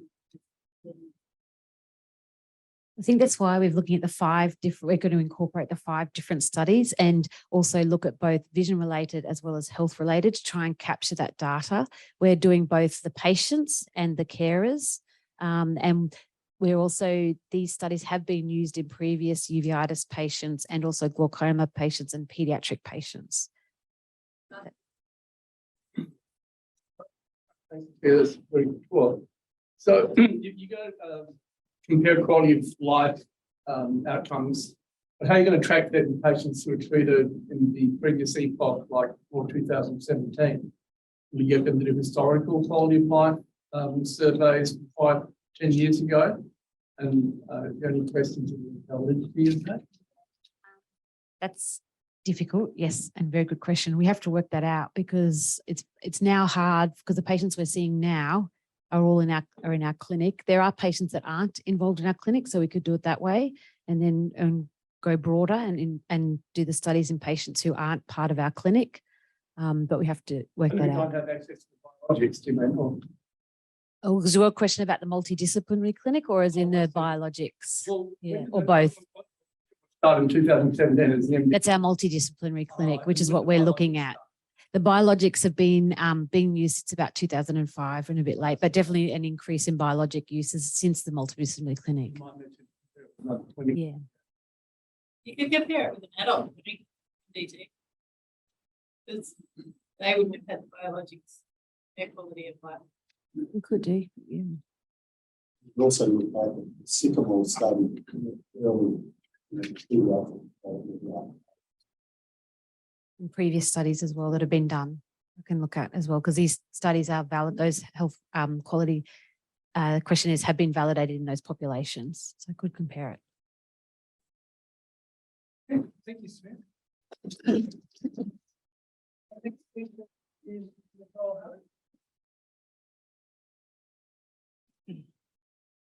To work out which hand to use the microphone and which to use the thing. Okay, good afternoon. A little bit of a tone shift for me. So I'm going from talk to you about neurons, but not the ones in your brain, the ones in my computer. So I'm using the power of deep learning to accurately classify keratoconus patients, and I'm doing it across multi-centers to have a solid look at some data, but most importantly, because that virus has stopped me from collecting my own data for the last couple of years. So my team are on this slide, and I have an amazing team who are working alongside me. So as many of us know, keratoconus is a progressive, multifactorial and degenerative corneal disease. It affects somewhere between 1 in 2,000 to 1 in 200 people worldwide, depending on the population that you're studying. It's characterized by central and paracentral thinning of the cornea. It leads to induced myopia and irregular astigmatism, which results in deterioration of the patient's visual acuity. And unfortunately, currently there's no cure other than keratoplasty or for advanced stage keratoconus or corneal cross-linking to halt the progression.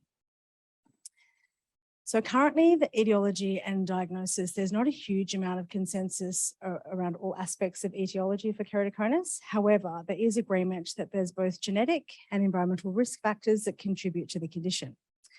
The research undertaken to date suggests that there's a complex matrix of risk factors, including gender, family history, age, body mass index, allergies, atopy, contact lens wear, eye rubbing, dominant sleep side, sun exposure, and geography.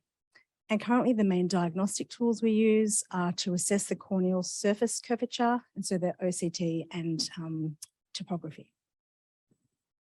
There are a number of challenges that exist with keratoconus.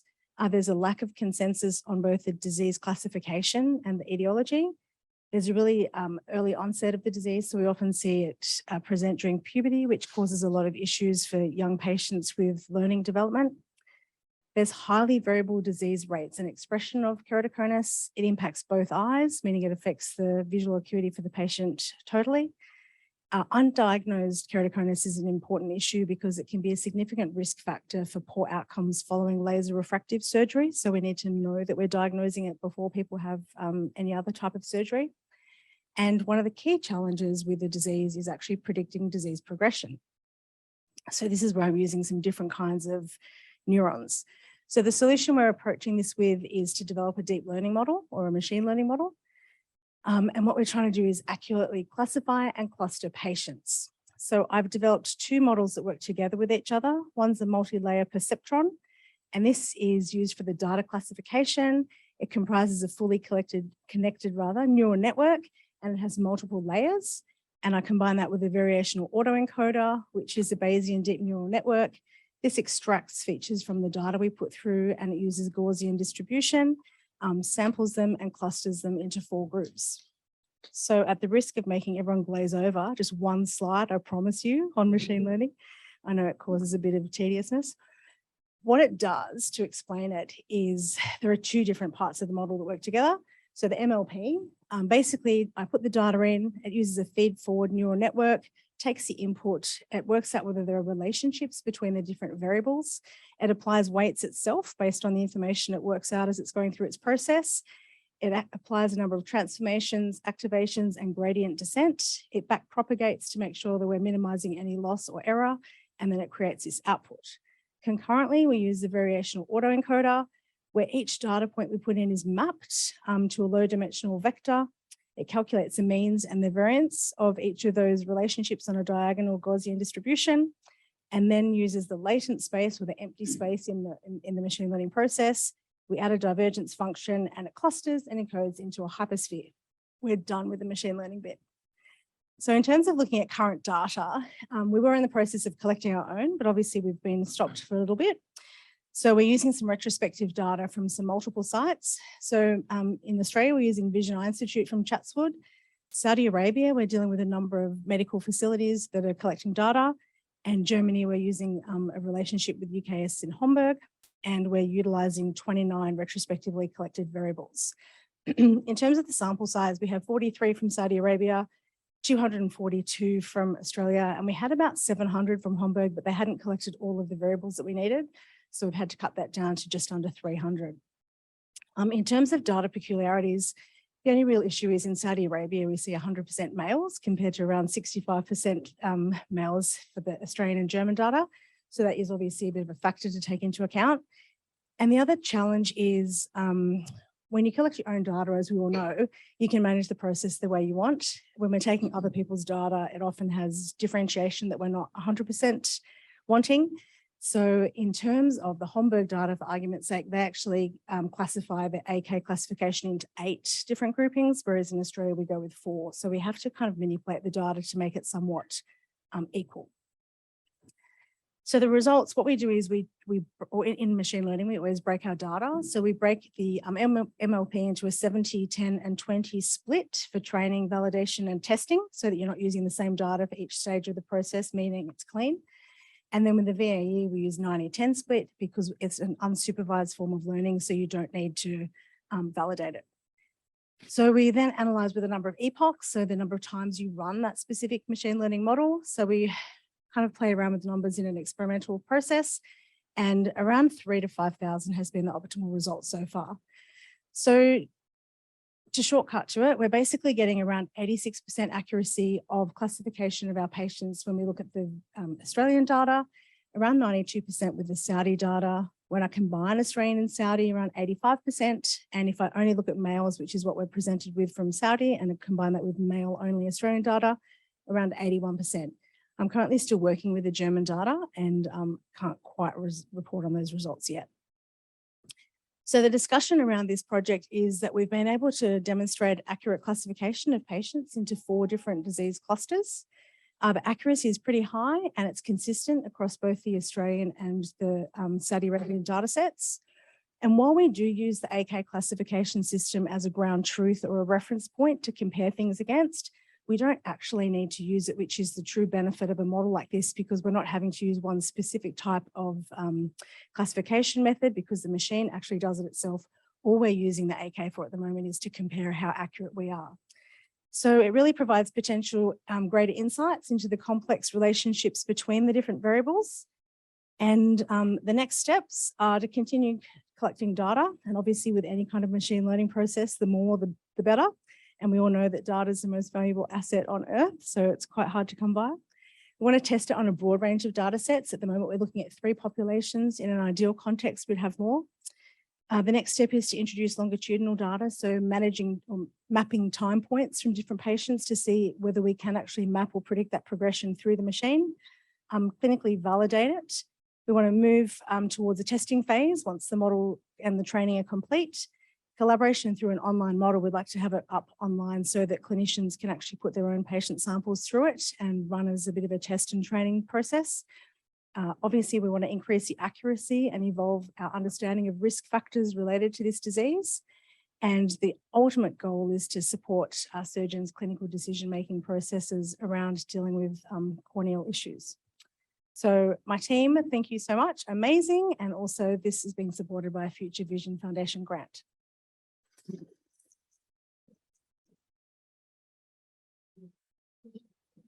I see that some of the different countries have different, like, for instance, like numbers of classifications, but they all use the same metrics to get those classifications. No. So we're looking at AK classification. The German data use a Corvus machine as well. So they have a completely different process. They don't collect, we collect best corrected distance, visual acuity, and uncorrected. They only collect uncorrected. So there's a whole lot of variables. And when you're going through machine learning, there's no gray, it has to be turned into a number.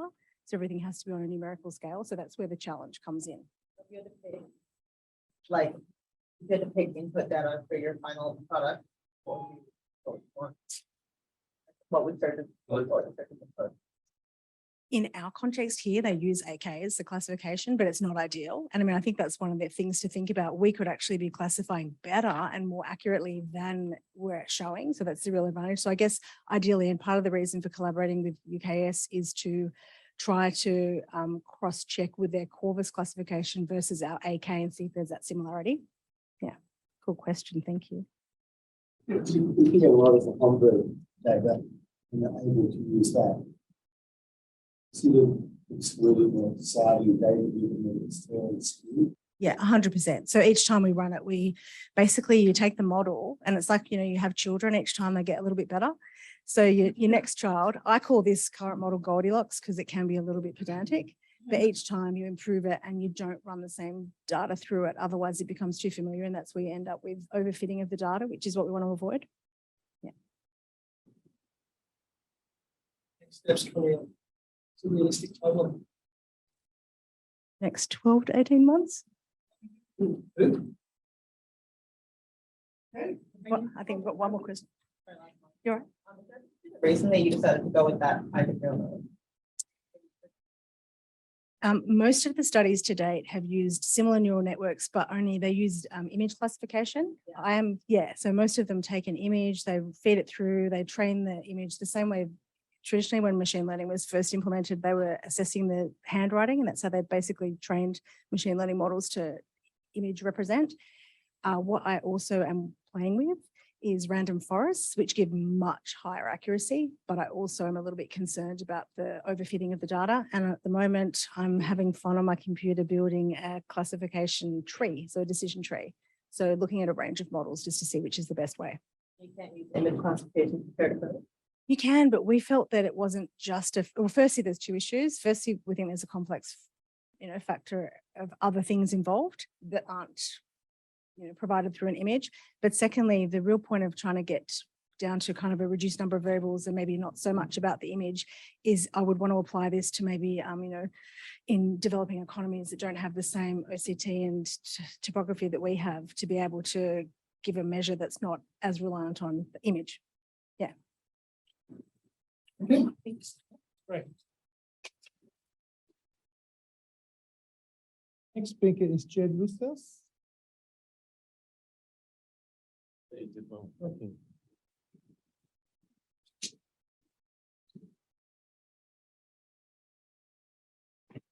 Thanks very much, Frank. So I'm going to present my findings from using hemoglobin video imaging to look for evidence of aqueous outflow regulation. Firstly, I'd just like to acknowledge and thank my supervisors, Peter McCluskey and Keith Martin, and also Paul Meyer in Cambridge for his assistance with HVI. So intraocular pressure is the main modifiable risk factor in glaucoma, but we don't fully understand its control. Aqueous is produced by the ciliary body. It then travels into the anterior chamber and then predominantly drains out through the trabecular or conventional outflow pathway, and that'll be the main focus of this talk. Much of what we know already is from ex vivo studies. This is a scanning electron microscopy image demonstrating the flow of aqueous across trabecular meshwork into Schlemm's canal and then out through the episcleral venous system. And more recently, there have been some new techniques that are able to image aqueous outflow in live human eyes, but they rely on invasive surgeries with dyes and contrast. Now with, it's not moving. There's a video that's not working, which doesn't bode well for the rest of the talk. So with hemoglobin video imaging, we can image in real time outflow. So there's aqueous outflow coming into an episcleral vein and then traveling down the path of the episcleral vein. And that's done in a clinic setting with no dyes or contrast. So the hypothesis of my thesis is that there are regulatory mechanisms within the eye that help to control intraocular pressure, and in glaucoma, these mechanisms become dysfunctional. And then, so the aim is to try and identify evidence of outflow regulation. To do this, intraocular pressure needs to be manipulated. So the first way this was done was to perform the water drinking test, which leads to an increase in intraocular pressure. And then trabecular bypass surgery with eye stent injector was used to reduce intraocular pressure. And then the outcomes or the results, sorry, the behavior of the eyes to these interventions was studied over a period of time. Aqueous column cross-sectional area was used as a surrogate measure to represent aqueous outflow. And it's measured by measuring the aqueous column diameter. So aqueous travels centrally through an episcleral vein. In the HVI image on the bottom left, there's a central aqueous column, and then it's bordered by blood columns. The yellow transept over here is generated from ImageJ software, which then corresponds to the graph on the right. Each trough represents a blood column, and the gap between them is the aqueous column diameter. And then that's converted to a cross-sectional area calculation to better represent flow. And it can be measured longitudinally over time. So in this example of a patient that underwent trabecular bypass surgery, you can see there's a gradual improvement in the numbers and also the appearance of the aqueous column. The water drinking test was used on 30 eyes. A standard protocol was implemented, and intraocular pressure significantly elevated in both the glaucoma and control groups, which peaked at 30 minutes after water ingestion. The glaucoma group still had raised intraocular pressure at the end of the study at 60 minutes. In response to the raised intraocular pressure, aqueous outflow increased in both groups, but in the glaucoma group, it was not sustained and actually fell below baseline by the end of the study. A number of observations were seen in the outflow, and I'm hoping these videos are going to work. Yep, here we go. So the first finding was that there was an improvement in aqueous laminar flow after water ingestion, and that was seen in all normal control eyes and some of the glaucomatous eyes. So on the left, there's a poorly defined aqueous laminar flow, which then improves 30 minutes after water ingestion. The next finding was pulsatile displacement of blood, and that was only seen in some glaucomatous eyes. So at baseline, the aqueous and blood interface, which is just here, you can see it pulsating, and that's because the pressures are fairly equivalent. And then after water ingestion, the pressure builds, more fluid is pushed through the system, and the aqueous column does temporarily overcome the blood column here, and laminar flow is temporarily formed. Diffuse dilution of an episcleral vein was also only seen in some glaucomatous eyes. So prior to water ingestion, there's some mixing of blood and aqueous, and then 30 minutes later, it's more obvious mixing, but the pressure buildup is not great enough to form aqueous laminar flow. In the initial trabecular bypass surgery study done on 14 glaucomatous eyes, there was improvement in aqueous outflow in all eyes, but the recovery varied. So some patients had recovery of aqueous laminar flow within 1 to 4 weeks, and then others it took about 2 to 3 months. And it's this variation that indicates that the trabecular meshwork is not the only part of the story. There are other factors at play to dictate how quickly the flow is stabilized. There were a few eyes where there was no visible preoperative outflow. And this one example of an episcleral vein here you can see a week later, there's almost complete blanching of that vessel due to aqueous coming through the system. In another eye, there was a different response. So prior to surgery at the top, there's not really much flow that's visible there. And then a month after surgery, there's a vessel there that was not previously visible that may indicate reactivation or reperfusion of a vessel that was previously lying dormant. We noticed that a number of eyes were having intraocular pressure spikes about a week after surgery. So we looked at 105 consecutive eyes having trabecular bypass surgery, and the spaghetti plot on the left demonstrates a bit of a reduction at day 1 after surgery and then an elevation at week 1, which was statistically significant. We looked at 20 eyes with HVI to assess the aqueous outflow. And in terms of aqueous column cross-sectional area change, there were a group of eyes that had poor preoperative outflow that then improved after surgery, indicating that maybe their main mechanism of glaucoma was trabecular block. There was then a scattering of eyes with better preoperative flow, and some of them actually worsened after the surgery, which goes against what we would expect. The open circles represent some of the patients that had intraocular pressure spikes at a week after surgery, and it's not particularly clear what causes the spikes. It could be the eye trying to recover balance of pressure or inflammation from surgery, and also there are medication changes after surgery. There were a few patterns of flow that were noticed within that 4-week period. So in a number of cases, there was initial worsening of flow. So this is pre-op, and then post-operatively, there was worsening of flow at day 1 and week 1, and then improvement at 4 weeks. And then there were some eyes where flow worsened. So prior to surgery, there's good going laminar flow here. And then after surgery, the blood is actually traveling towards the limbus away from where it should be. Redirection of aqueous into neighboring vessels was seen again in some eyes that were having some spikes.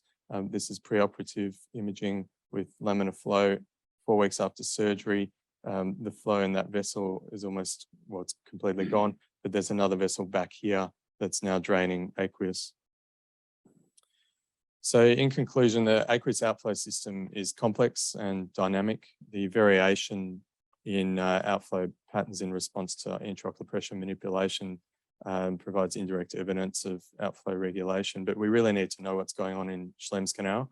And the next plan is to look with anterior segment OCT at correlating findings of HVI with what's happening in Schlemm's canal. If we can pick up changes in the outflow that are consistent with glaucoma, then that could potentially be a diagnostic tool to detect glaucoma earlier, treat it earlier, and then have a more personalized approach. Thank you.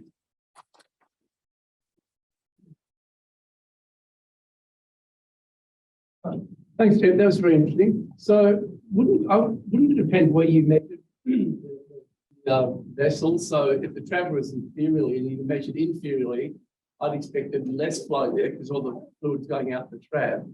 But you might see higher flow through the aqueous veins draining the trab. So none of these patients, sorry, trabecular bypass surgery is with the iStent inject. So it's going into the trabecular meshwork. So they haven't had trabeculectomy. So it's tapping into the conventional outflow system. Somewhere? No. So it all goes through the natural system into the episcleral venous system. So if you place the stent so supratemporally, then would you see the increased flow infranasally? No, so and this is where it gets challenging. So there's a thought that if you place stents in areas of high flow, it can potentiate that and make it better, or you could place it in areas of lower flow and it might actually improve the flow in that region. So it's difficult to know where is best to place them, but there is some redirection of flow depending on where the stent is most likely. Yeah. You ensure after people had the iStent that they stayed on the pre-op drops, like stop their Zaltan after cataract stent? Yeah. Because Zaltan. Yeah, so that's a good point. So all of the patients in the HVI study and the 105 patient study they had their medications all stopped on the day of surgery. So 13% of them had a spike. So a large number didn't have a spike, but that's a good point. That study that I'm currently doing, I'm continuing the medications. Yeah. Oh. Do you think in the cohort predicts who might fail and who might be success with the Not quite. That I thought was was the aim by the end of this, but it hasn't quite eventuated that way. It seems very complex. So I think from what I've seen, patients that have very poor outflow often do very well, but then there are a group where I suspect they have Schlemm's canal pathology. It might be collapsed or something like that. And there are some patients that do very poorly who don't have preoperative flow. Yeah, I think it's generally patients who are on a lot of medications, have poor flow. They don't do very well. Yeah. the class differentiation? You're all outside using aqueous flow as opposed to using medications.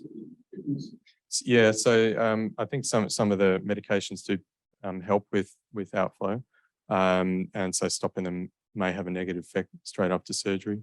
There have been other studies looking at prostaglandin analogues, and they are thought to traditionally increase uveoscleral outflow, but in some of these studies, they also improve conventional outflow as well. So it may help to keep patients on that initially.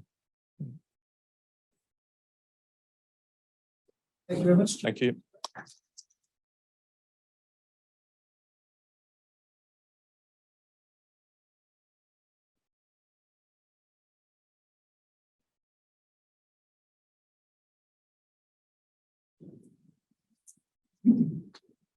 Thank you for the time. I'm Dimas Sakti. I'm pediatric ophthalmologist doing PhD with Prof. Crick and Dr. Cornish. I'm going to talk about MPDH1 related retinopathy. So the study is to report the natural history of novel MPDH1, autosomal dominant retinitis pigmentosa. We have two families, and then we did a literature search in all the published literature in PubMed and LOVD to look for other previous published variants. So this is the purine biosynthesis pathway that MPDH actually have a lot of work there. So it can, from glucose, they can produce ATP and GTP. So and it's expressed in all of our organs. So, but only defect in the MPDH only make disease in retina. And from literature search, we found 57 previous MPDH-related retinopathy studies. And our two family have variant here with glycine change to aspartate, ASP, and lysine turn to glutamine. And our second, this variant is located inside the CPS domain, and it's an important domain called Bateman domain. And the commonest variant in previous publication is this SP311ASN. And exon 10, where our variant is located, is also the most common, the commonest location of previous published variant. So our first variant is position is CBS2 domain, and it's part of Bateman domain, which is very important. And there's a study that found that light exposure make phosphorylation of MPDH at Bateman domain, and then accumulation of MPDH aggregates at rods. And immunostaining signal of MPDH1 is stronger in photoreceptor layers and stronger in the rod. And in the mouse model ERG, also the inhibition of MPDH1 will inhibit the rod response recovery but not affecting the cone. And our variant is located in exon 10, and it's may cause interference of GDP regulation and thus rod function. And our second variant is only one amino acid residue before CBS domain, and it's located in the exon 8, the second most common location for IMPDH1 variant. So we think that the proximity of the second variant to the CBS domain might suggest the possibility of this pathogenicity. This is our follow-up. So we found from 57 previous study, there is 18 clinical study that report the phenotype data of MPDH1 related retinopathy. And in our patient here, from 6 patients, we have worsening trend of BCVA from around age of 5. So it might be because of the maybe the learning curve of reading the chart. And we found in previous study that older patient doesn't always have worse BCVA. So this is 58 years old patient, Bertel, previously have zero logmar, and other study with same variant found that patient with 41 years old versus 34 years old, actually the 41 years old patient have better BCVA.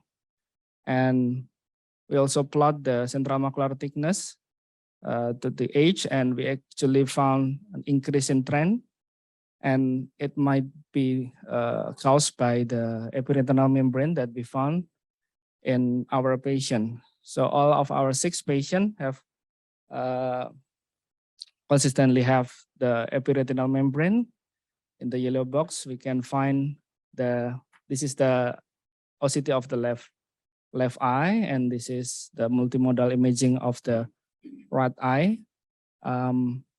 So we can see the yellow box here. This is ectopic inner foveal layer, usually found in epiretinal membrane, and also is consistently found in all the patient in various stages. And in patient 6, we found lamellar hole, and it is from previous reference, is thought that there is possible correlation with epiretinal membrane. This is the visual field and ERG. So we found severe constriction of visual field is consistent with previous studies, and also almost extinguished full field ERG, but the light adapted ERG is affected later. So it's also found in 3 previous studies. So in conclusion, in the study, we report a cohort of 6 MPDH patients with 2 novel variants, compared 57 studies with 60 MPDH variants with our cohort, and found that MPDH1 related retinopathy present most frequently in the first decade of life with variable progression. Our work expands the genotype, phenotype understanding of MPDH, and we found that visual field and full field IRG illustrate peripheral to central disease progression. And the exon 10 is a mutation hotspot that might be suitable target for therapeutical studies. And future works and studies are still needed to compare equal number of patients in each class of MPDH1. There's previous study that divided to class 1 and 2, which is class 1 have the defect in GTP regulation, and mostly also located in beta-main domains, and also our first variant. Thank you for your attention.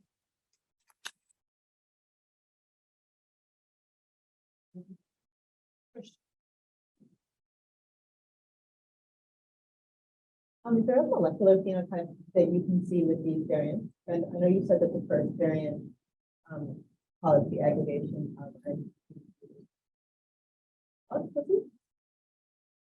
Yeah, so the first variant is located in beta main domain, and from preclinical study, molecular study, they found that it make the aggregation with light exposure and in the rod layer. So Did they see a difference in the aggregation with the variant?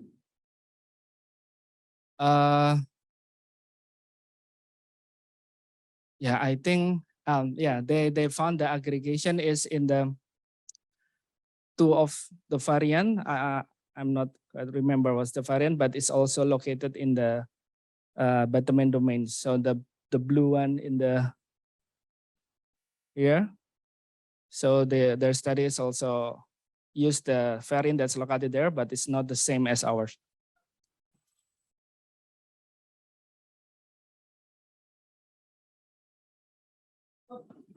How many of these variants? You've got two novel ones, yeah? So Yeah. There's lots of others that are out there. I guess letters it's sort of one segment to them, but your approach now is really targeting this area. What is the sort of this with that 6 you said? Six 60 though. So what would be break it up? Is this represent how many of the particular variant? Is it just like how many variants are there to be spread across this? We found there is 60 variant, but maybe the not all it's pathogenic. So the previous publication, sometimes they use different nucleotide number, and sometimes after we check again, according to the new SMG criteria, it's not pathogen. So they report as pathogenic, but we found as pathogen. So, and it represents about 2% of autosomal dominant retinitis pigmentosa. So, I don't know, maybe it's not that big, but we found with this literature that the exon 10 is the hotspot because they have like 17 previous publication located in that hotspot only. So maybe I only can find 2 therapeutical previous studies regarding this gene, and maybe for the future studies they need to focus on maybe exon 10 and then 8 and 9. That's the hotspot of the variant. Thank you. I'd like to welcome Adrian Hunt up.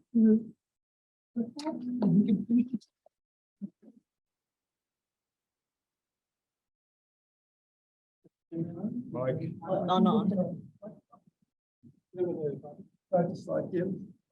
Working now? Yes.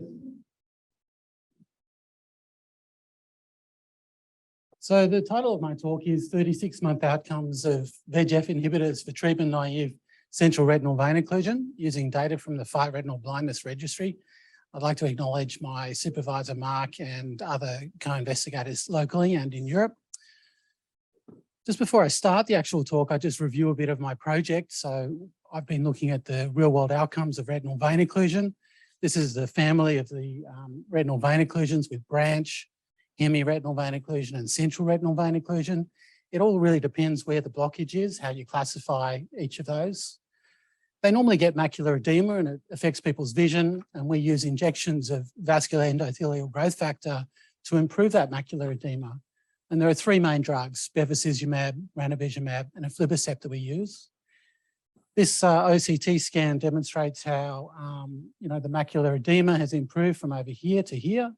And we we collect the data individually on patients regarding their vision improving and their central subfield thickness reducing. And that gives doctors an idea of how their patients are going. And then it gives doctors an idea of how they're going. And then we collate all that data and get an idea of how everyone's going. So in the past, we've analysed branch and central up to a year, as well as hemiretinal vein occlusion up to a year. So this paper is about 3-year outcomes. We all know how to start, but what really happens next was the aim of this study. So we designed a database observational study recruiting from 2010 to 2018, locally in Australia, New Zealand, and these European centres. The primary outcome was mean change in visual acuity at 36 months. We also looked at mean change in central subfield thickness, injections and visits, switching and non-completion. And we were particularly interested in how many people were off treatment or on treatment at 3 years. So we looked at suspensions of therapy lasting 6 months. We used generalized additive mixed effect models to plot the overall outcomes and by VEGF inhibitor. So at baseline, seems to have the timing going. Anyway, so at baseline, we had 527 eyes. Mean baseline visual acuity was 41 letters, CST 641 and age 71. There was no difference based on the drug that they started. I put this little histogram here just to show that we had a real world data set. Trials only really recruit patients from 19 to 73 letters, meaning our patients had about a quarter below that and about 8% above that. So these are results at 36 months. There was a 10-letter gain overall in patients. This is a whole cohort. 37% had visual acuity of 612 or better, that's driving vision, and about 30% had vision of 660 or worse, which is pretty much legal blindness. The injections, there was a median of 12 and 20 visits. Now we looked at completers and non-completers. About half the cohort completed 3 years. Completers had better outcomes, 12 letters, slightly better reductions in CST, more injections and visits, obviously, because they were around for 3 years. And the non-completers, about 50%, they had slightly lesser outcomes, 7 letters and less injections. So looking at switching from the original agent, that was more common in bevacizumab and ranibizumab. Aflibercept was the most common drug that was switched to. Non-completion was slightly higher with aflibercept, but when they non-completed, they did so with better outcomes. This is the predicted visual acuity and reduction of CST over 3 years with all the VEGFs combined. There was a swift improvement in visual acuity, that's the first graph, and then the central subfield thickness rapidly reduces, and those results were pretty well maintained over 3 years. This is by VEGF drug. So we've presented previously sorry, it's just on the timing, it seems to be jumping ahead. So we presented previously that the aflibercept eyes do better initially, but we lost that signal over 3 years. The CST was in favour of aflibercept over ranibizumab and bevacizumab. So looking at the treatment status at 3 years, we established it as ongoing or ceased in around 61% of participants. There was roughly equal numbers of people that were on treatment as were off treatment at 3 years. Few eyes achieved an absence of cystoid macular edema off treatment for greater than 6 months. That was a big outcome in a retained study, but they only had 30 patients in that study. So in conclusion, visual outcomes at 3 years in a broad cohort managed in routine care with VEGF inhibitors for central retinal vein occlusion were good and around plus 10 letters. And they were similar for each agent, despite a greater reduction in CST afforded by aflibercept. 1/3 of patients can expect good VA, 1/3 poor VA, and half will likely cease treatment before 3 years. Few eyes, fewer than previously reported, only 12% in our cohort, achieve resolution of cystoid macular edema without therapy. Thank you.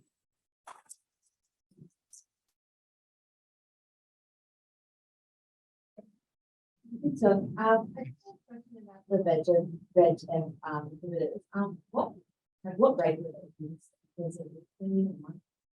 Yeah, so initially we start off and usually you give the injections every 4 weeks. And then depending on the response, if you get a very dry macula, you may choose to extend the interval by 1 or 2 weeks. So that's called treat and extend. You give an injection every visit, but you extend the interval between visits if they're going well. If they start to deteriorate again, you pull back on the limit. So if they're at 10 weeks and they've got macular edema, you come back to 8 weeks, they've got macular edema, come back to 6 weeks. And so you dial it up depending on how they're going. Half these patients using treatment. Some of them bombed out and they just probably saw it as, pointless. So some of the patients were legally blind, didn't want to come anymore, that sort of thing. Some patients actually had resolution of their disease and good results.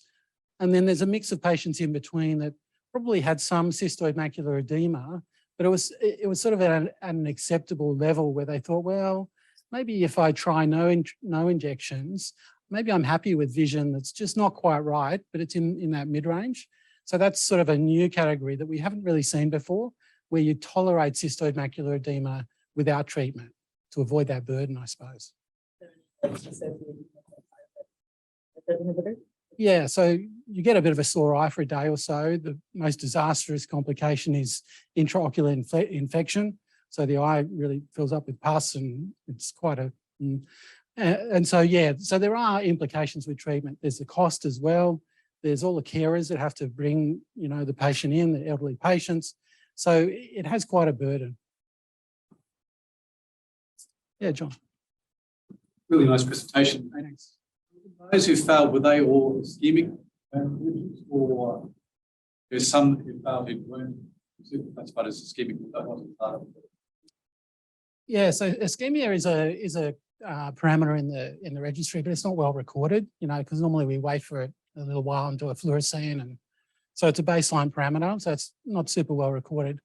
Ischemia is very much, you know, correlated with very low visual acuity. So say, for example, a quarter of those patients that had vision below the trials, they were most likely high rates of ischemia versus ischemia probably not so much, part of the other, you know, other patients. So those patients actually, it depends how you look at it. If you look at it as how good was their vision at the end, they all didn't do very well. But if you look at how much vision they gained, they actually gained the most. But that's because there's so much room for improvement when you're in a terrible place. I might have missed a bit. Was there any difference in the different centres that you were looking at, or is this all together? I also, I'm listening here, but was this was all pre-COVID? Yeah. So the COVID bit first, we didn't see a link between COVID sort of impacting upon treatment. There was a study done through FRB that looked at that. Retinal vein occlusion wasn't actually affected by COVID for some reason. Now, sorry, what was the other question? Was If there are any differences in... Oh, by country, yeah. Yeah, so there have been some sort of analyses that look at country by country.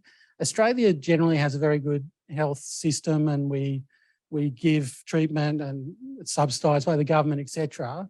And I think other countries around the world have less privileged existences compared to ours. In retinal vein occlusion, now we haven't looked at country versus country. It gets a bit, you know, competitive in some ways. But in other studies, yes. In AMD, FRB's done a study, looked at Switzerland for macular degeneration versus Australia and New Zealand. And Switzerland generally undertreats more than Australia and New Zealand. And so the outcomes reflect undertreatment in a lot of countries. Thanks. Yeah. Some interesting research on VEGF in the eye. I was wondering if there was any effective results.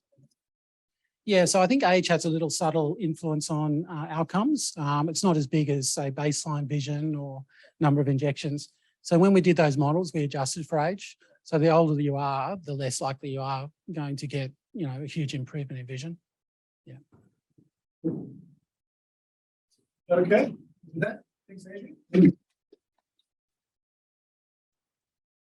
Again, I'd like to thank all our speakers this afternoon, and yeah, did an amazing job. It's great to see us all back face to face, and it's just great to see also the breadth of research taking place at the safe side. So again, thank you, and congratulate all our speakers again today.